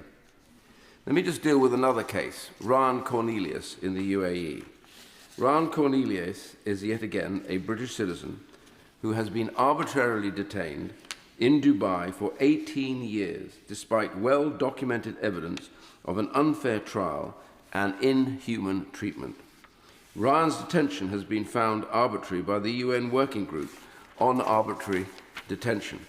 His case arises from a high-profile financial dispute involving loans connected to a major Dubai development project. Although he and his associates had reportedly complied with restructuring agreements with the Dubai Islamic Bank, he was arrested without warning, transferred by plainclothes officers to a police facility where he was held incommunicado, denied access to a lawyer, and subjected to aggressive interrogation. During this time, he was coerced into signing documents in Arabic, a language he does not understand, under a false premise that this would give him his release. Mr. Cornelius' trial proceedings were marked by violations of his right to a fair trial. He was not provided with an interpreter, could not understand the proceedings, while the appointed lawyer did not speak English, rendering effective communication impossible. In 2011, Mr Cornelius was convicted and sentenced to 10 years imprisonment and ordered to pay £1 billion in penalties. He served the full sentence without the routine reduction for good behaviour, despite being a model prisoner, further underscoring the arbitrary and punitive nature of the detention and the profound deficiencies in the judicial process against him. And he was then to face the fact that they changed the law, and he is now continuing to serve his 10-year sentence. It is now 18 years since he was given that sentence. That is hardly a fair trial. I just want to touch on Jagdar Singh Johal, detained in India. Another issue here. He's a British Sikh activist who's been held without trial in India for 8 years. The United Nations says he's being held, and I quote, on discriminatory grounds owing to his status as a human rights defender and based on his political activism, religious faith and opinions. And this is the problem again, another example of somebody in with a country that we seek to have alliances with, but at the same time is not facing a fair and reasonable process to the law. And that is the point that this amendment makes. And I just praise one particular character, one person, who I think should at least suggest that the government should vote for this. For while still leader of the opposition, Sir Keir Starmer wrote both to Boris Johnson and to Rishi Sunak, calling on them to officially request Jagdar's immediate release. In his letter, Starmer made clear that his detention is arbitrary and that he had been gravely mistreated with no